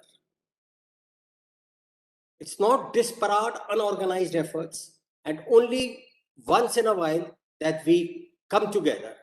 No, that position has been corrected. And today, we do realize that few thousand rupees may end up creating a bomb which can have a very lethal and deathly impact on any small segment of the society where it is blasted. So you see, there are interlinkages, both backward and forward. And unless and until you tackle that, you will not be able to deal with the situation created by smuggling in India as well as all over the world. I may also mention that one other dimension of smuggling has been the narcotics trade. And again, there is a very healthy cooperation among the NCB as well as DRI and some other agencies. So, you know, it's something which the audience must appreciate, that it's a problem, huge problem. Unless and until we come together, we will not be able to take care of the situation. One last point, which I may mention, we cannot forget that today cybersecurity is another important dimension which cannot be separated from all institutionalized arrangements that we put in to combat smuggling. You see, the entire website of an organization like DRI can be assaulted by certain hostile interests sitting abroad. Kindly appreciate that today, when I say hostile interest, it's not only the state actors who are threat, but also non-state actors who can be a major threat to this situation of economic security as well as the national security, of which the economic security is a very important dimension. With that, let me come to the second part of my verbal impromptu presentation, if I may say so, is the various dimensions of smuggling. Here I just focus on smuggling and will try to make it broad-based because so many of my past speakers have spoken on the various aspects of smuggling. Let me begin with the most lucrative item and the oldest item of smuggling from the perspective of India, and that is gold. Now the gold, as I think Mr.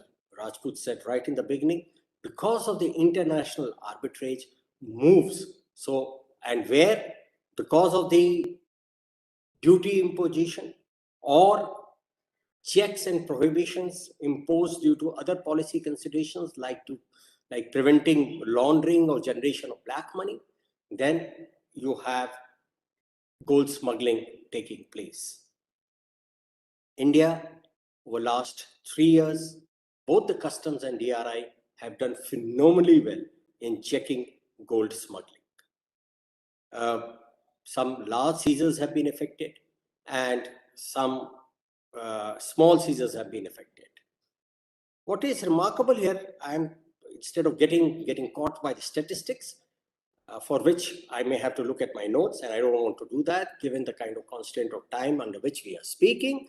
Let me just mention that gold smuggling has vulnerability for terror funding as well.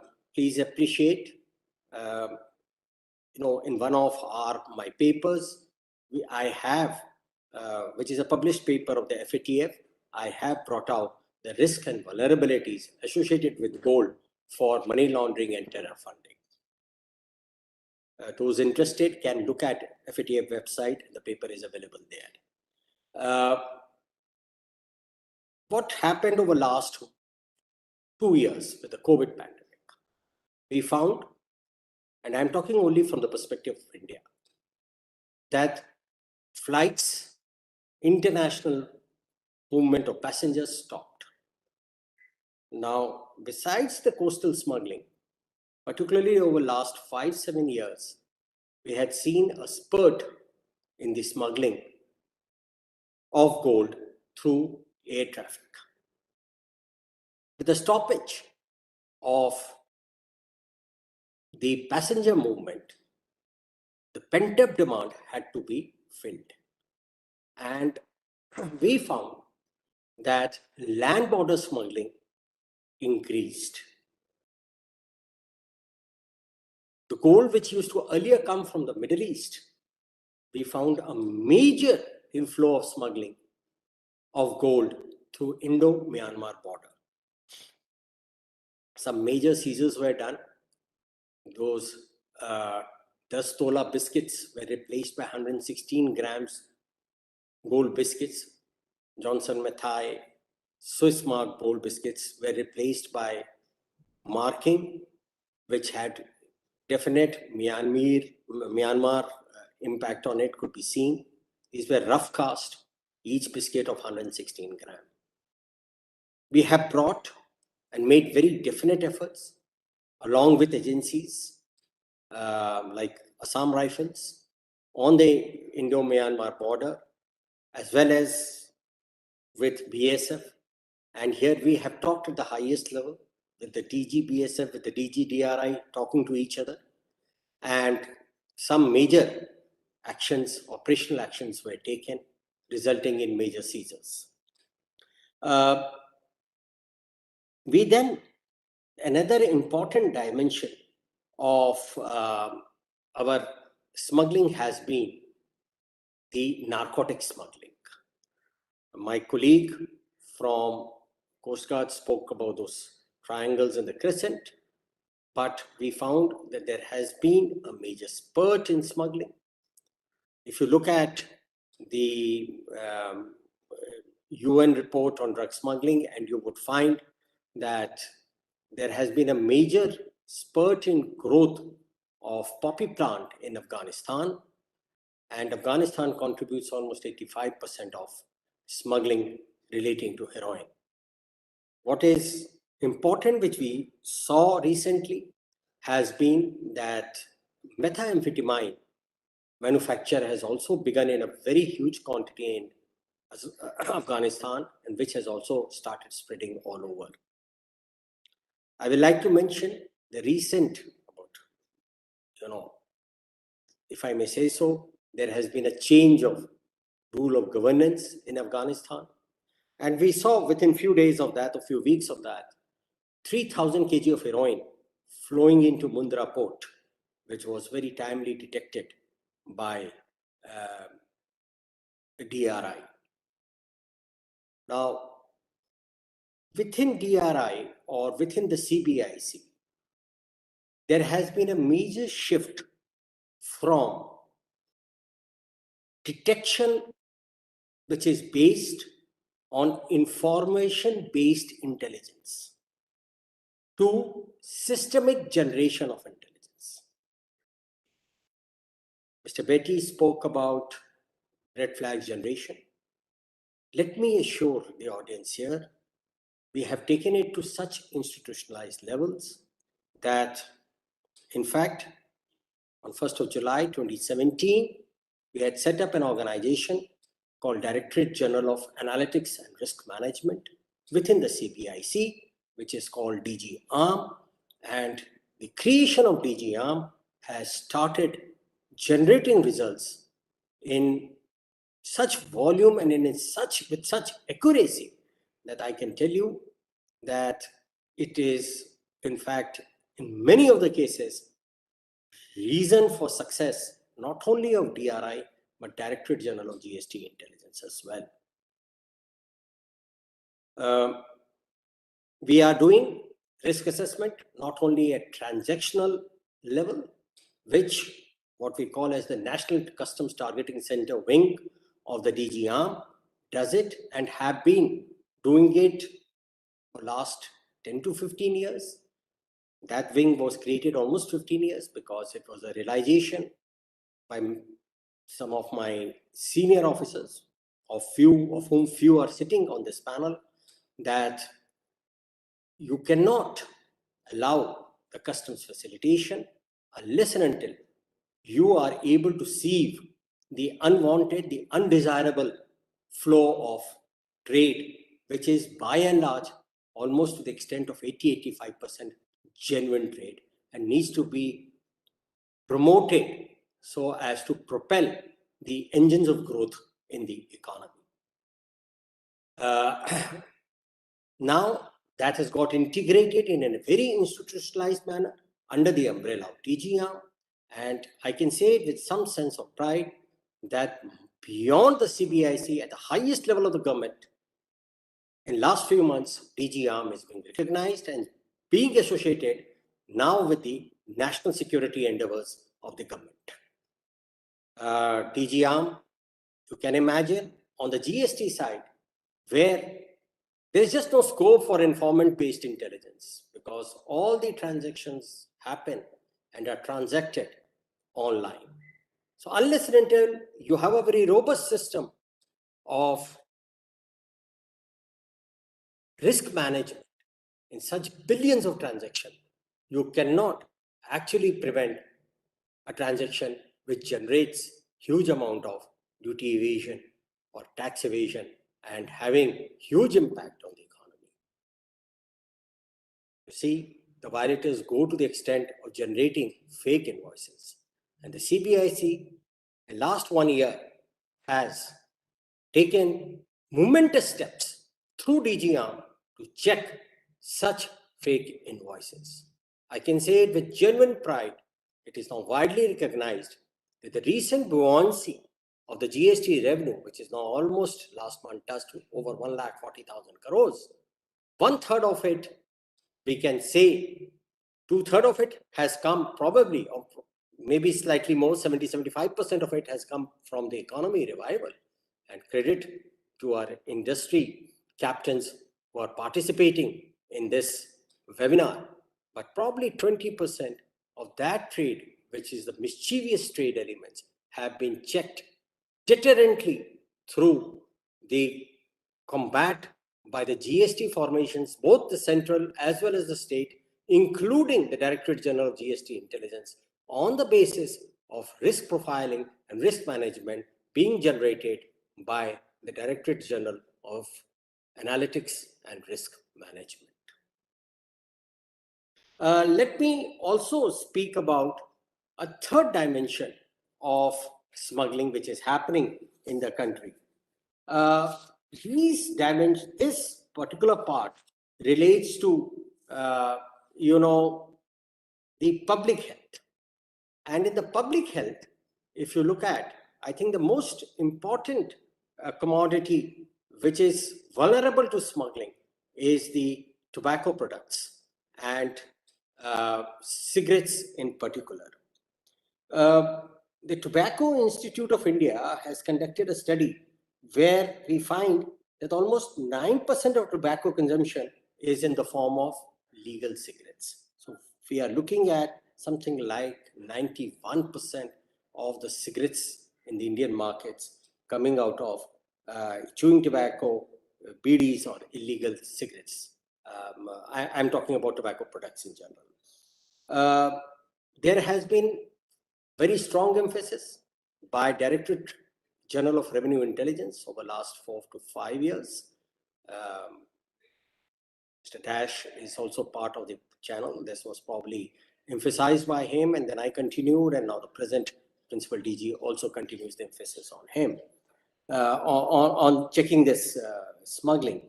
And we find that most of the smuggling which happens is through in violation of COTPA, where you do not have the pictorial statutory warning. So many violations happen at the same time. I'm happy to announce that as late as 6th of February 2022, DRI in Imphal, Manipur, effected a seizure of 12.5 kg of gold coming across from Myanmar and over 46 lakh sticks of cigarette valued at over 9.5 crores in one single operation. And this over 46 lakh cigarettes had that high brand of 555 and Marlboro.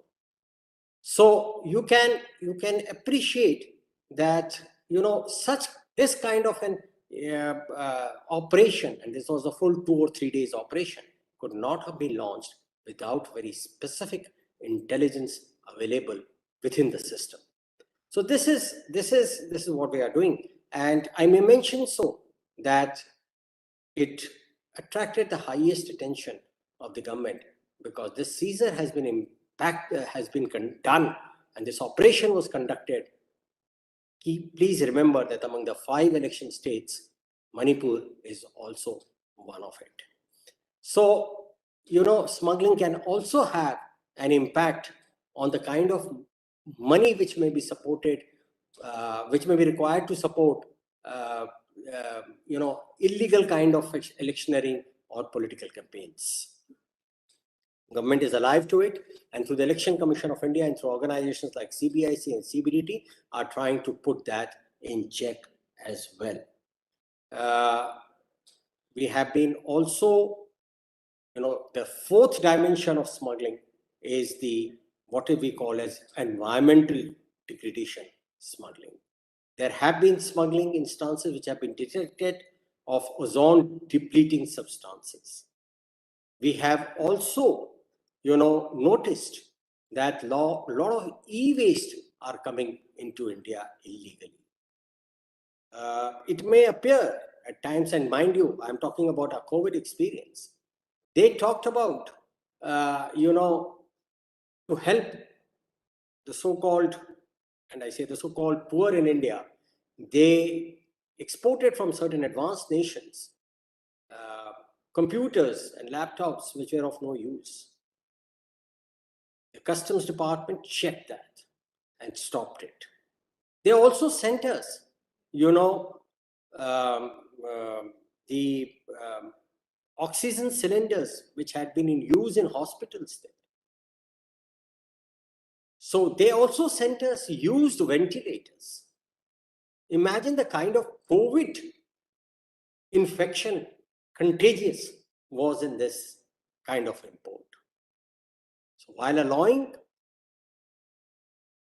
quality certified imports by the Customs Department, its enforcement wings ensured that such undesirable, impacting the environment as well as the health such items should not get imported into India. There was another dimension to it. As over probably very quickly, the Indian industry responded. And we started, as part of Atmanirbhar, we started manufacturing many of the, COVID PPE kits, masks, even thermal thermometers.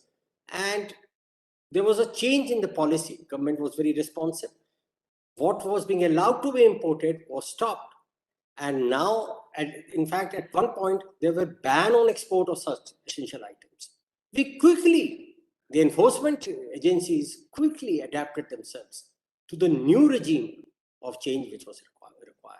So I'm trying to highlight that we do not only the enforcement agencies are so conscious of the government directives, but we are also so conscious of the public needs, which are which has to be time responsive.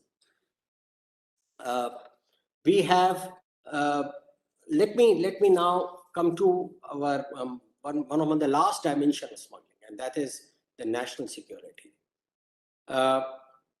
We all will be aware of something which is called dual purpose technology goods, which as well as technology of that kind, which not only has items and goods listed in it and technology listed in it, which can be used for benign purposes, but at the same time, it can be used as weapons of mass destruction. There is a global unanimity on this, and we have, India has responded to it over a period of time. It is covered under the export policy of the Government of India, under the list of SCOMET. And the enforcement agencies have been very quick to tackle this kind of a menace to the national security. I may say it with some sense of pride that there were, goods of this kind moving on the coastline, threatening indirectly the Indian coastline between two not so friendly neighbors. And the Indian agencies were able to intercept that, take out from the vessels such goods which will have global international impact. And we were able to, then neutralize such items. There has been all kinds of threats to the Indian economy and to Indian security. Enforcement agencies, through organized, institutionalized mechanism, are thwarting and attempting it and attempting to combat it. Whether it is 3,000 kg of heroin landing on the west coast, or 303 kg of cocaine, one of the largest consignment, landing on the south coast, which have been intercepted by enforcement agencies of the CBIC in coordination with other agencies. I mentioned to you, every attempt or every piece of smuggling, every type of smuggling which is being attempted is being thwarted, is being combated. Take the example of the 3,000 kg of heroin which had arrived at Mundra. After the initial detection, which was highly appreciated by the government, and it's well evident if you have heard the speech of the Honorable Finance Minister on the floor of the Parliament about that case in particular. And the government did not hesitate to get it investigated in its full dimension, and the DRI did not hesitate to immediately pass it on to the National Investigation Agency, NIA, so as to look at some of the terror angle dimensions to such a huge season of heroin which is happening. Curtains are being raised, veils are being removed through our organized, institutionalized efforts. And I will like to conclude my verbal presentation with once again saying that very concerted, very organized, very institutionalized, very thought about, and efforts which have been going on for long, but are now adopting the latest state-of-the-art technology, removing discretion, mitigating corruption, so as to combat the scourge of smuggling, not only at the national, but also at the international level, in a manner which is befitting the national stature of India. Thank you very much, and Jai Hind. Thank you very much, Balesh, for your very, very exhaustive talk and putting in perspective the cooperation which we have been showing between the various agencies, which has resulted in outstanding success, all of which you have enumerated at length. Thank you very much for putting everything in perspective. The FICCI Cascade had also organized a competition to award winners of digital art and poster making competition with the theme of Stand Against Smuggling. I have great pleasure in inviting now Justice Manmohan Sareen to kindly announce the winners and also deliver his speech. But before that, I'd like to introduce Justice Sareen also. He has served as the Chief Justice of the High Court of Kashmir. He has played a major role in setting up of the Delhi High Court Mediation and Conciliation Center and has successfully trained over 300 mediators. He's been a recipient of the award for the outstanding contribution of establishing and setting up and running of the Delhi High Court Mediation Center. He's been chairman of the Delhi High Court Legal Services Committee and chairman of the program committee monitoring various programs of Delhi Judicial Academy. Between 2008 and 2013, Justice Sareen was Lok Ayukta for National Capital Territory of Delhi and has been rated by the Lieutenant Governor of NCT Delhi as one of the best Lok Ayuktas Delhi has ever had. The floor is yours, Justice Saab.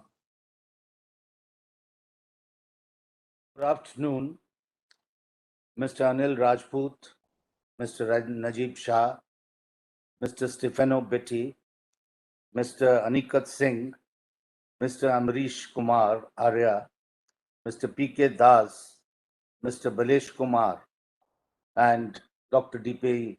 Dash. distinguished eminent speakers, members of the cascade, distinguished guests, and members of the audience. The launch of the Anti-Smuggling Day has commenced exceedingly well. Considering that we have already had about an hour and a half session, I'm not going to dwell on what the speakers have said, except to say that we have had the privilege and pleasure of hearing the views of international and domestic experts, eminent speakers drawn from the former and current heads of the investigative and enforcement agencies, who have enriched the program with their perspectives and domain and practical knowledge, wealth of experience. Such interactions help in finding innovative solutions to combat the menace of smuggling and meeting new techniques and challenges adopted by those indulging in smuggling of goods, arms, narcotic drugs, and medicines, just to mention a few. Such interactions are essential for meeting new challenges adopted by those wishing to escape the rigors of law and punitive measures. Besides, there is need to evolve and adopt required changes in the legal, fiscal, and administrative framework of rules to empower the enforcement agencies to meet the challenges emerging. This is a dynamic and constantly evolving process. Here, sir, I would like to add a caveat. Though being from the judiciary, I must acknowledge that all these measures would not be sufficient by themselves to contain and meet the menace of smuggling and counterfeiting. I say this because what is to my mind essential, and this is a factor of which we must constantly be aware, which is consumer awareness and changing the mindset of the citizens and building public opinion towards shunning smuggled and counterfeit goods. This is not an easy task, since smuggled and counterfeit and imitation goods are available at significantly lower costs and prices. Hence, the need for citizens and consumers to resist these temptations. Our chairperson, Mr. Anil Rajput, has been working assiduously towards attaining this objective. The launching of the Anti-Smuggling Day, and in particular, programs of consumer awareness, are designed to meet this objective. Towards this end, FICCI Cascade had organized a digital art poster making competition with the theme Stand Against Smuggling. The competition received an encouraging response with over 250 entries. It was intended to inspire consumers and citizens to make them aware of the ills of smuggling and the harmful effect on the economy and security of the nation, the desirability of shunning and avoiding use of counterfeit products. Besides, such competitions also encourage creative skills and ability in the youth, simultaneously sensitizing them to the harmful effects of smuggling and imbibing in them a resolve to shun counterfeit goods. You can imagine, I can tell you, anybody who's honored with a prize. I remember even today, in class 3, I had won a recitation competition about the speeches of Swami Vivekananda. Now, these things, I'm now 75 years old. So much time has elapsed, yet that event and those prizes are still fresh in my memory, despite all the laurels one may have achieved all this while. So a youth who gets acknowledged today for his poster will remember it, and that He would be a unit of a family, inspiring his family and friends to shun these goods. Our jury comprised Mr. Narinder K. Sabarwal, Chairman, FICCI IP Committee and former Director General, WIPO, and Ms. Kameshwari Subramanian, international expert. We were overwhelmed to see plethora of ideas, innovative expression, and content exhibited in these posters. And the committee unanimously recommended to the chairperson that apart from the first three prizes as were contemplated, two additional prizes, that is special incentive prizes, be also given to encourage deserving participants. And I express my gratitude to Anil, who immediately accepted this and agreed to this. The criteria adopted by us to judge the posters was to assess and evaluate the theme, design, creativity, and the message being conveyed. Based on these, we have unanimously recommended the following prize winners for digital art posters: Ms. Bharat Garima, Mr. Harish Sahani, Mr. Praveen Kumar. Special incentive prizes to MS Heba Alam and Mr. Rahul Sani. The prize winners would be awarded the prize money. All the participants are being awarded a certificate of participation to encourage them. I must acknowledge the earnest and active participation of my co-jurors, which enabled us to appreciate the numerous nuances and aspects of art, theme, and design. I would be failing in my duty if I do not acknowledge the hard work and constant follow-up of Ms. Kashifa, who has been working behind the scenes to make this program a great success. By program, I mean not only the poster program, but the launch of the Anti-Smuggling Day. Our thanks to you, Kashifa. You have always been a support to the Cascade. I would request her now to show an email video clipping showcasing the winning entries to the audience. We look forward to having many such competitions to fulfill the objectives of Cascade and its crusade against smuggling and counterfeiting. Thank you. And before parting, last request to Anil, we'll ask him to be a little more liberal in the prizes next time. I'm sure he would oblige. Thank you, ladies and gentlemen.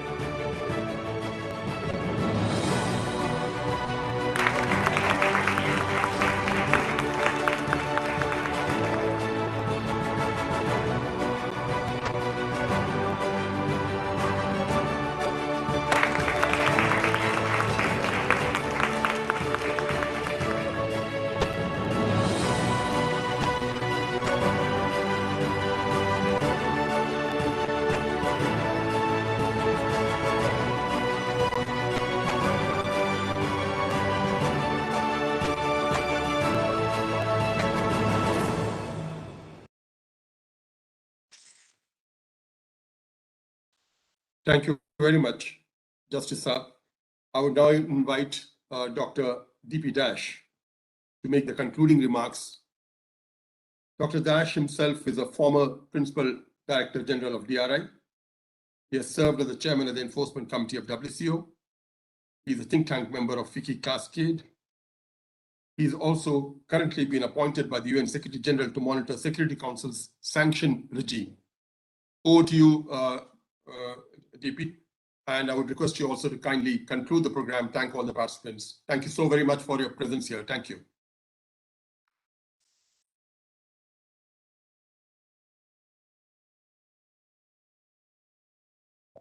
I request you to please unmute yourself. We can't hear you.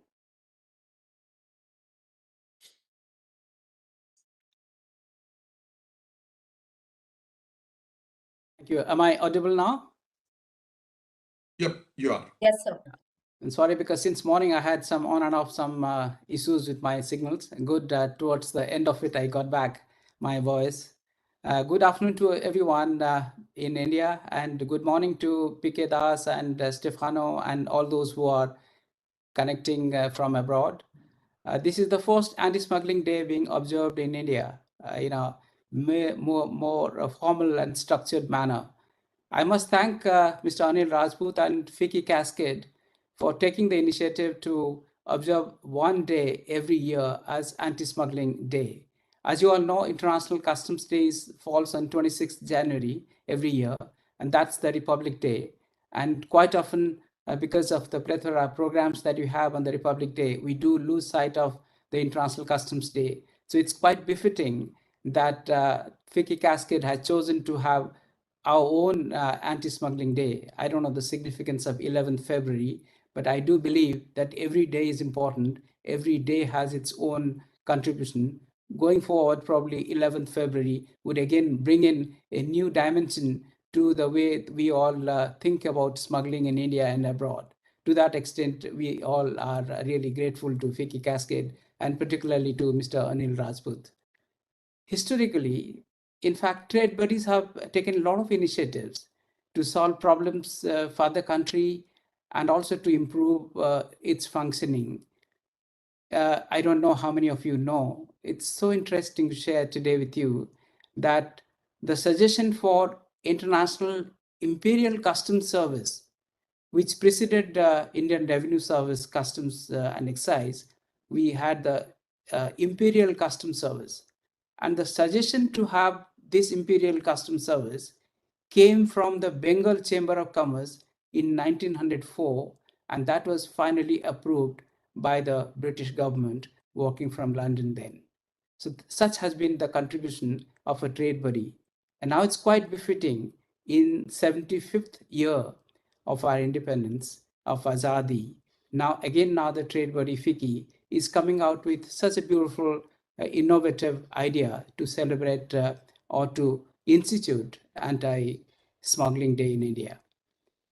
The menace of smuggling and all its effects on economy, employment opportunities, environment, including global climate, the society, and more importantly, post-COVID and the public health has been spoken and highlighted by all the speakers. I would just like to touch upon a couple of points in terms of its impact, in terms of the initiatives taken by the global organizations, both private and the intergovernmental, as well as in India. If you know, in Global Financial Integrity, the GFI, which is a Washington-based think tank, has been coming out with annual reports on illicit financial flows. Now, illicit financial flows would encompass trade-based money laundering as well as smuggling. But if you see on the same lines, in fact, the Directorate of Revenue Intelligence of India also came out with its own in-house illicit financial flow estimate, which more or less came close to the GFIs. In fact, the contribution of DRI to this global estimate can be seen from the fact that one of the member states, that is Switzerland, was not reporting to the United Nations its export and import figure to various countries. And primarily because of that, there was a huge gap reported between Switzerland and other countries, and particularly India, since we import a lot of gold from Switzerland. And it was on DRI's own initiative, the very methodology was questioned, and then they found and they have acknowledged the defect.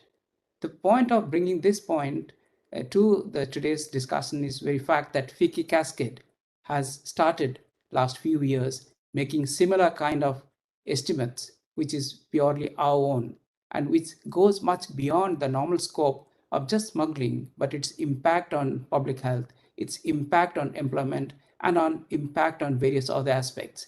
So my compliments individually, personally, to FICCI Cascade for taking that.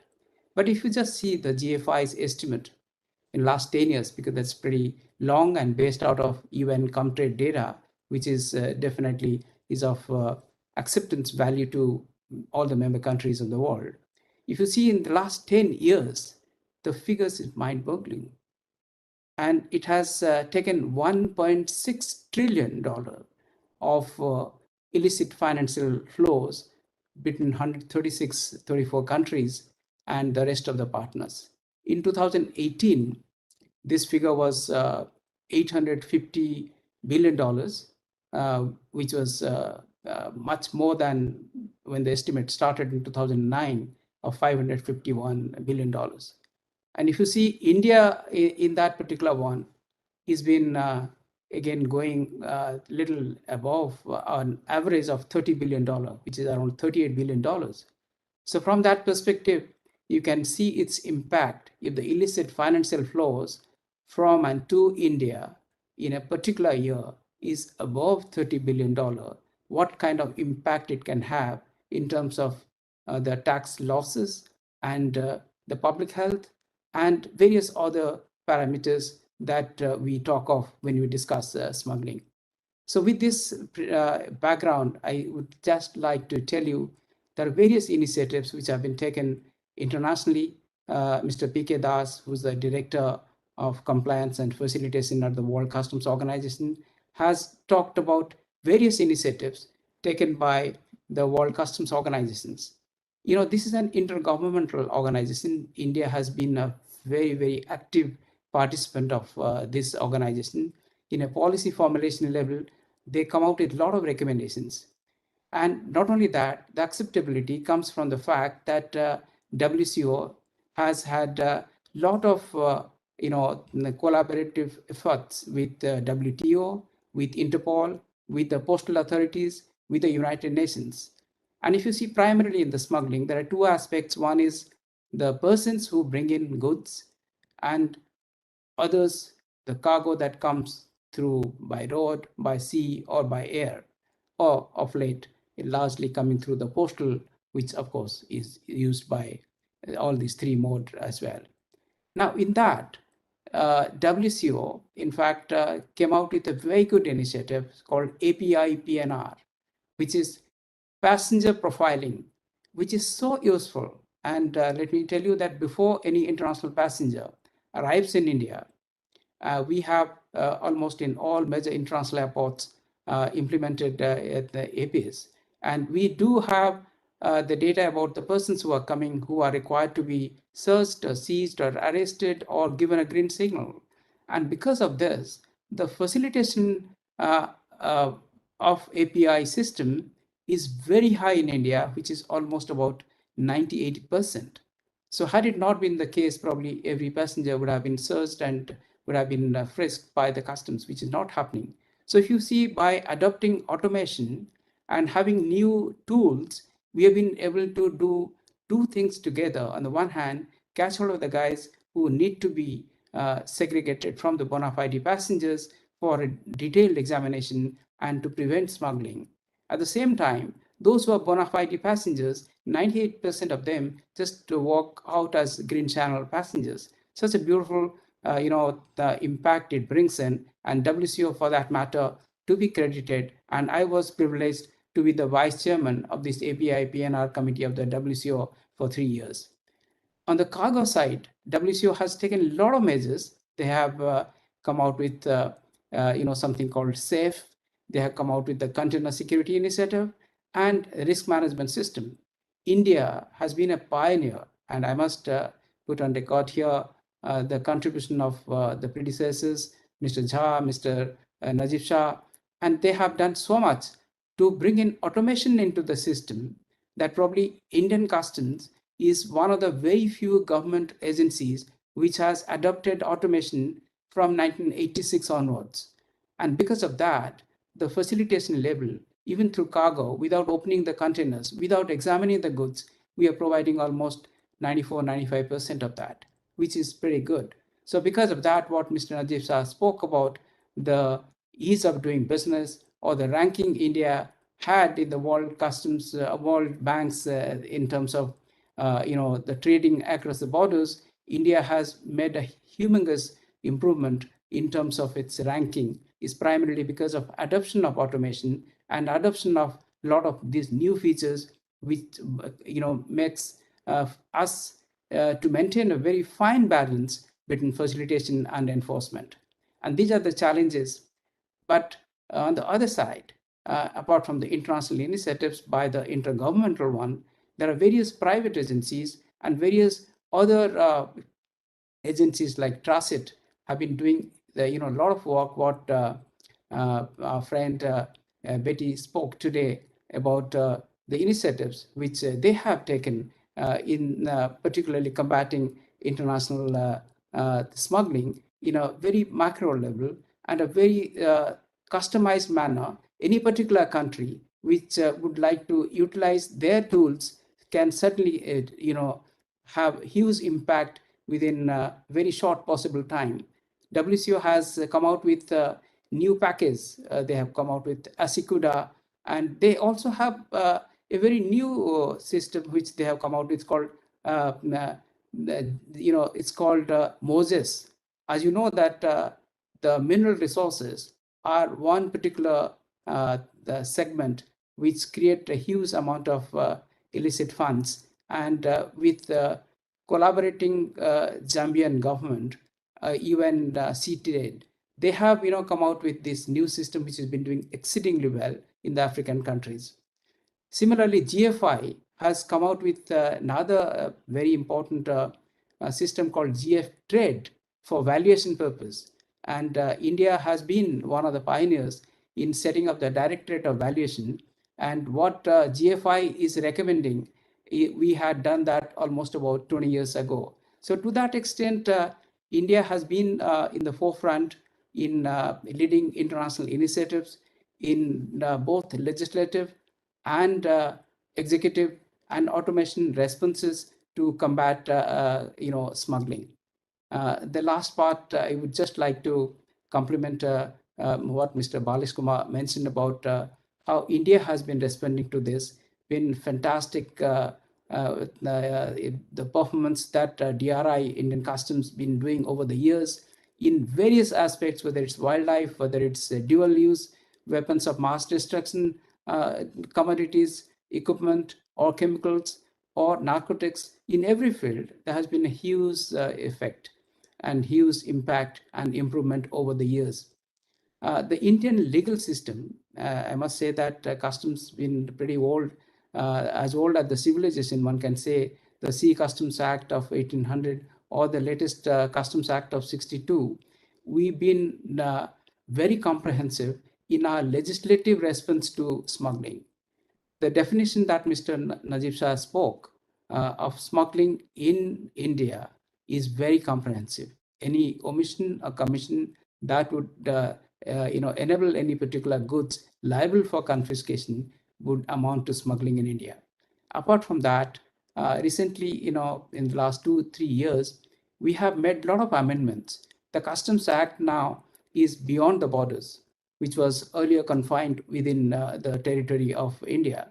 And 2019, we came out with another very interesting, innovative product, probably the second customs formation in the world, to have a definition of Indian customs waters going up to the exclusive economic zone, which is 200 nautical miles, which gives that kind of power to customs vis-a-vis other agencies to enforce certain sections of the Customs Act up to 200 nautical miles, which is very, very, I must say, innovative in terms of its applicability.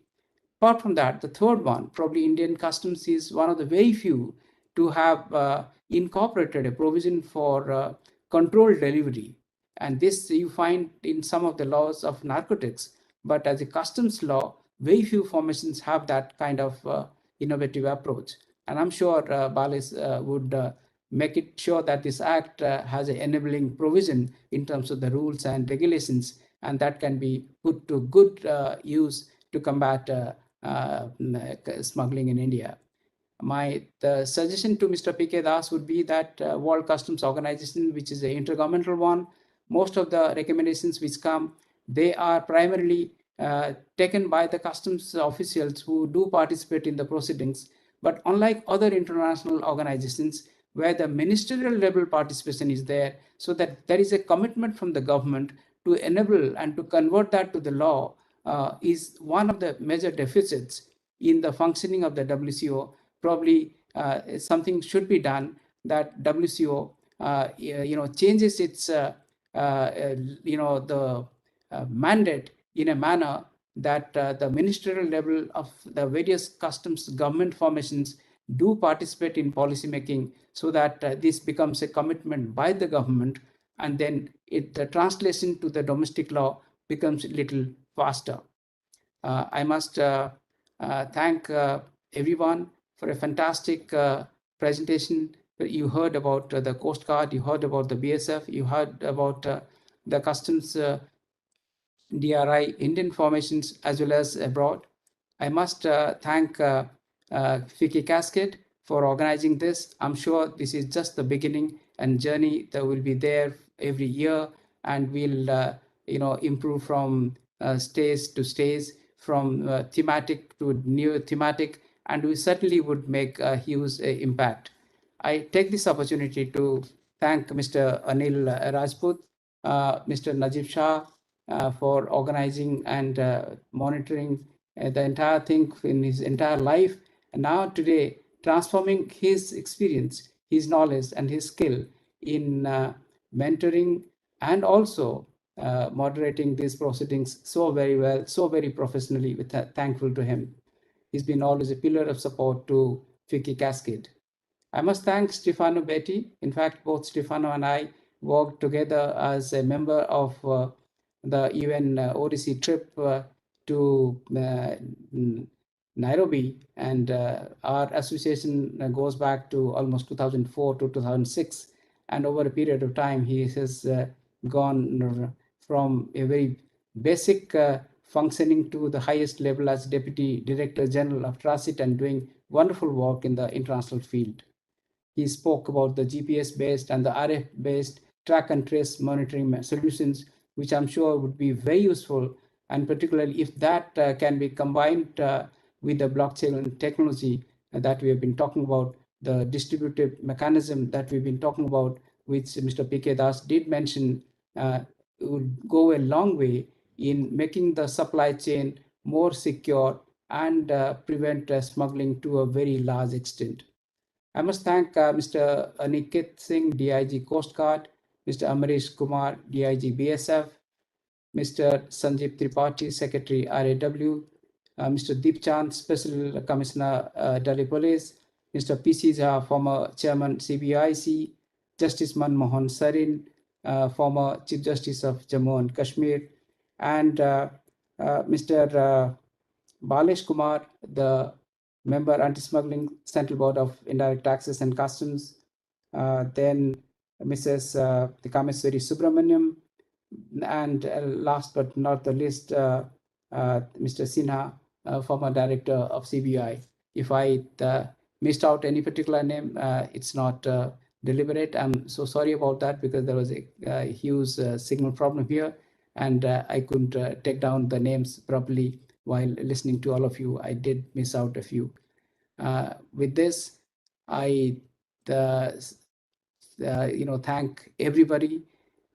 I will be failing in my duty if I don't thank Kashifa. She has been single-handedly working over the last few weeks, I must say, ever since she took over from Swati. It's been fantastic having her. She's done wonderful work, and to make this particular day a success, she is the person who I think all of us need to acknowledge very loud and very clear. Thank you very much, Mr. Sabawal, the FICCI Cascade, and everybody for making this function a success. Thank you. Have a wonderful day and good evening to all those who are from different parts of the world. Thank you. Thank you so much, sir, for your concluding remarks and your kind words. I would like to thank my distinguished speakers, esteemed guests, FICCI Cascade think tank members, and my chairman, Mr. Anil Raj. Also, the participants for sharing their time in joining our fight against smuggling and making our resolve better. I hope you had an enriching session today. Thank you once again and have a great day ahead.